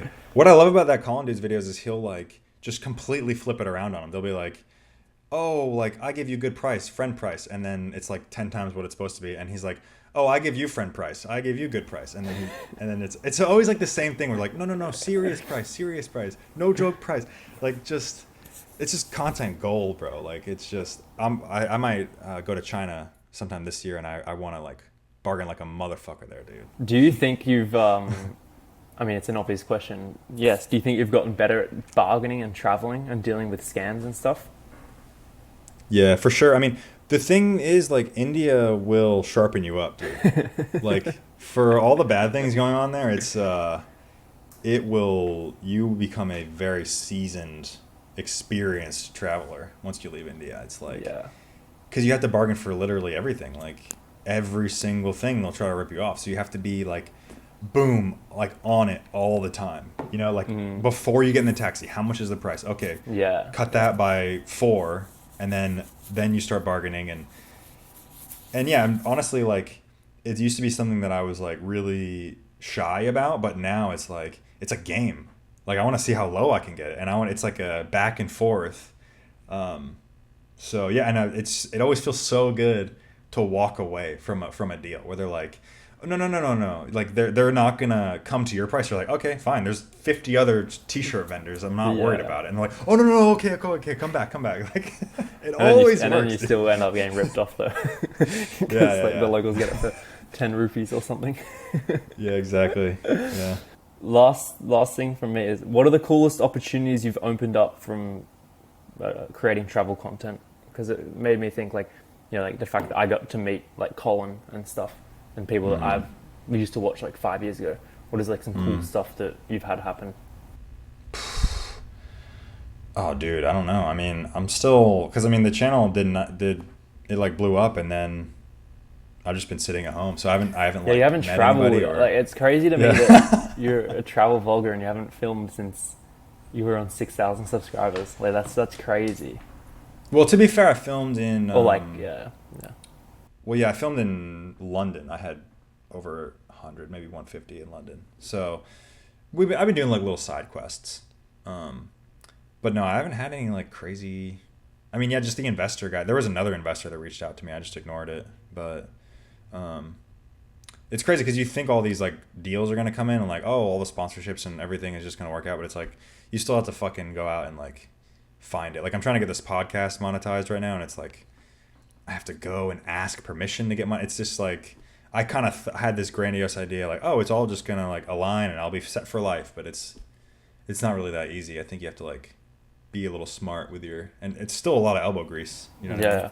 Yeah, what's the because I haven't watched any of the podcast episodes. Probably should have done it before. But is it just you sharing travel experiences? I saw you have a few other people sometimes on it. Yeah, I mean, like this. I mean, I'm recording this. This is going to be on the podcast. So like, it's just like interesting people. I mean, I want to like branch out to just interesting people that I want to hear about a topic from. But in like right now, it's crazy travel stories, because like you're in a hostel, you always meet some crazy like 18-year-old German kid who's been to like Uzbekistan, and I'm like, what the fuck, like the world needs to hear your story. You know what I mean? Like, so it's a lot of that, like just meeting people. Like I met this dude who rode a bicycle around the world twice. He's like in his 80s. He had some crazy gnarly stories, like hitchhiking or hitching on a Colombian cargo ship in the 90s. crazy shit, dude. Like, and I mean, it's just people that we have access to. So it's like, why not just like hit record and, you know, tell some awesome stories. Yeah. But yeah, it's also too like travel reflections. Like, I'm really interested in, we were talking about before, like the dangerous stuff. Like, is that ethical to like promote that? Or is it like, is it racist to go to Iraq and like humanize Iraqi people? Ooh, so bad. White man humanizing fucking, you know what I mean? It's like, I got a lot of shit for that actually. I met this girl in Turkey and she like was like, oh, what you're doing is wrong. You're like, blah, blah, blah, you know, whatever. So I'll reflect on that, or just What did she stuff think that that was wrong about it? That like you're otherizing. Otherizing. Bro, I'm telling you, bro. Like she was Australian actually. Oh my god, yeah, my kind. Yeah. We're not the smartest. I thought Australians were like laid back and like easygoing, but she was like, she had a stick up her ass about like social justice and like, oh well, it's a problem that a white man is going and like talking about Iraq and like after what your people did there, and it's like, what am I not allowed to make them seem like regular people? Like, what's the problem? I don't understand how that's a bad thing. Me walking around with a camera and just like filming a normal day, like, yeah. Some bit like, not everyone deserves an opinion. Especially if you haven't like been to the country, like I'm presuming she has never been. But some stuff that like just keep your mouth shut. Like, yeah, and that's like I feel like that's a common theme with like creating YouTube videos. Like you're subject to, man, if you want to be resilient, become a successful YouTuber. You will get you know the term like eat some concrete. You'll eat a lot of concrete because there's just so much trash that you have to go through, all the stuff, and yeah, like you realize like people that just comment stuff like just like lies or something that they have no idea what is on about. You spend like 2 weeks, 3 weeks, like a month in a country, and then this person watches a 20-minute video and thinks that and like takes out of context something completely differently, and they have a whole perception on it. And they're just like, oh, this doesn't fit with my worldview, so like you're wrong, and like, why didn't you film this? That's my favorite comment. It's like, why didn't you film this? And you're like, I didn't see it. Like, what do you want to do? Like, I'm not on a mission for you to see what you want. Like, I'm filming my day. Like, if you want to see that, fucking film it yourself. You know what I mean? It's not that complicated. Yeah, exactly. Getting hate comments, it's a part of it, but there's some. Yeah, I mean, it is entertaining though. Yeah, I mean it's like fun to a certain extent. Like if they're totally baseless, but I mean the thing is, you don't know if they're a bot. Like they could be just like, dude, on TikTok, like the nastiest people, dude. I had like a video where I like was driving my motorcycle through Ukraine and I got stopped at this military checkpoint, which like, you know, it's a country at war. Like, yeah, they're gonna have military checkpoints. It's fine. But the guy like asked my religion. He's like, oh, are you Jewish? Because they had some like Jewish pilgrimage there and like it's a protected area for like Jews in Ukraine, whatever. I didn't think anything of it. I just filmed it and then like uploaded it, and then these people are like, dude, these crazy like tinfoil hat like Alex Jones people are like, oh, they're taking over the world and like this is exactly what fucking so and so warned us about, and like we have to. And was like, bro, it's not that. It's literally like a fucking. You're on TikTok, bro. Like you're on a child's dancing app, and you're talking about like these people taking over the world. Like, put your phone down, dude. Like, you know. That's the thing. People that are consuming so much content, they're just especially with like TikTok, when you go deep into whatever your interests are, it's just like everything is like catered towards your people kind of thing. So they see these videos and all the comments are agreeing with them, whether it's like on the left side or right side of the political spectrum. But it's just like cultivating just everyone.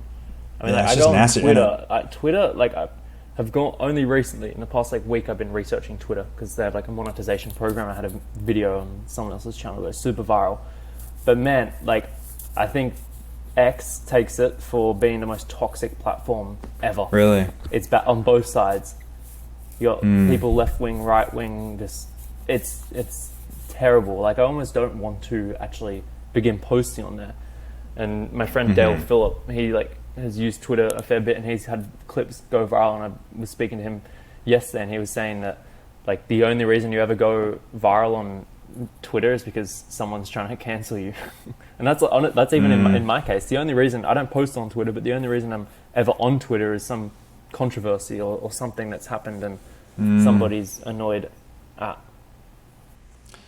That's annoying. Yeah, I mean, it's just like at the end of the day, is it worth it? Because I mean, it's nice to have an assistant to kind of sift through the bullshit and like let you know of important comments, like a third party that's like gonna have a little more distance to you. It's not so personal, but yeah, I mean, in the early days, especially if you're reading that and you're like, oh, dude, people hate me. Like, you know what I mean? Like the kind of people that like comment on TikTok videos, they're not like the kind of. I mean, I don't want to sound demeaning, but it's like I don't want their view. Like, I don't care that they're like, it's just such a toxic dump that I'm just like, I don't want to participate in it. I mean, I feel like I kind of need to at this point, but it's like, I don't want to like read it. I don't want to interact with these people. I don't want to, you know what I mean? It's just, it is what it is. I mean, it's just like the downside of like having a career on the internet, I guess. I mean, there's like amazing upsides, but then there's like this I like, mean, dark like underbelly. if these like little segments get clipped up and everybody thinks that, oh, you live such a tough life filming videos, that's just like one like negative side. But there are like many positives that come For from sure. For sure. I mean, and I'm still dealing with it. If I could just delete all my videos and stop receiving this and stop complaining, but I do enjoy it. Yeah. It's definitely worth it for sure. Yeah. Nice. One last thing I'll ask, and then we can wrap up because it's like 10 p.m. there almost for you. Yeah. It's getting kind of late. What are like 3 things for new creators, travel creators, that you would suggest? Just start right now. Like, pick up your phone and like film. You just get practice. Like, I remember my first videos were like hilariously bad. I actually wish I still had them because it'd be fucking funny to watch them now. But it's like me going to the grocery store, but I'm like in, Portland, America, and like there's nothing interesting about it, but it's just like me practicing walking around in public with a camera. I think that like is a big hump to get over. I mean, even still now, like it's something you learn and you like, practice discretion with. Like, if you're in a fancy restaurant, I'm not gonna like put the camera in the fucking waitress's face. It's like something you have to learn, right? But if you're just like walking down the street by yourself, like there's no problem with it's just practice. You know what I mean? You could just, and the thing is, like, you can always delete it. Like, it's not live. It's not like you should be nervous when it's on. It's like, okay, it wasn't good, just try again. It's not a big deal, And literally no one that sees you out on the street filming is going to care. Like, everyone thinks like, oh, they're looking at me, like, oh, I'm so scared. Bro, in 2 minutes, that person's forgetting everything that you just did. Yeah, also too, like, if your audience is mostly like travel creators, like, this is who's going to hear this is like, dude, if you're in India or like Bangladesh or something, or China, like half the people won't even understand what you're saying. So like, it's not a big deal if you're even if you are making a fool of yourself, which you're probably not. Who cares? Like, it's not. Half the people understand, and then half the other people are like, "Oh my god, it's a vlogger, let's go." It's like it's just all in your head. You know what I mean? So that's really good advice. That's one. What would 2 others be? Just make videos for you. Like, just make videos that are interesting to you, because at the end of the day, like, market research and stuff is useful, and like it works for a lot of people, but I can only speak for me. Like, it didn't work. Like, like the videos that I made with other people in mind just weren't interesting enough to like go viral. So like, it was just the ones that I believed in, and like, and yeah, that's pretty much it. Because I mean, everything else is just like an abstraction in your mind. It's like you are thinking that other people won't like it, or you're thinking about trends, or you're like putting yourself in their mind, but like you should just be in yours. And it's like, I like this, so I'm gonna make this. 100%. And even then, like, you don't know what's going to go viral. Like, some of my worst videos are the ones that perform incredibly, and what I would consider the best videos perform terribly. Like, the market decides whether it's good content, and that's just it at the end of the day. Yeah, and you just can't. I mean, I guess the third thing would just be, it's pretty much the same advice, but it's like, just don't get wrapped up in what other people are saying, because I mean, like, if you know it's good, then you know it's good, and then your taste will change over time, and then that video they thought was good was a year ago will be shit. But like that's what you want actually. You actually want to look back and like cringe. That's a good thing because it means you're improving. So like, don't ever think that. Like, as long as it's good for you now, like just post it. That's pretty much it. Yeah. You know. That's awesome. Yeah. Well, for a small brained American, there were some great insights. Where Happy did the to name provide. where did the name come from? Oh, I don't know. I mean, I waffled a million times. It was McBeats 13 for a while. Then it was like my name, and then it was back to McBeats, and then it was like I think I changed it 4 times, and then but I had like 2,000 subs. So I'm like, fuck it, I'll change it as much as I want, you know. But no, it was like one day I was just like, I am a small brand American. I'm just a guy just figuring it out and seeing what happens. Nice. You know, it just made sense. I don't know, it just popped in my head one day. So. And you're not going to change it back? Nah. No, I think make a Beats merch.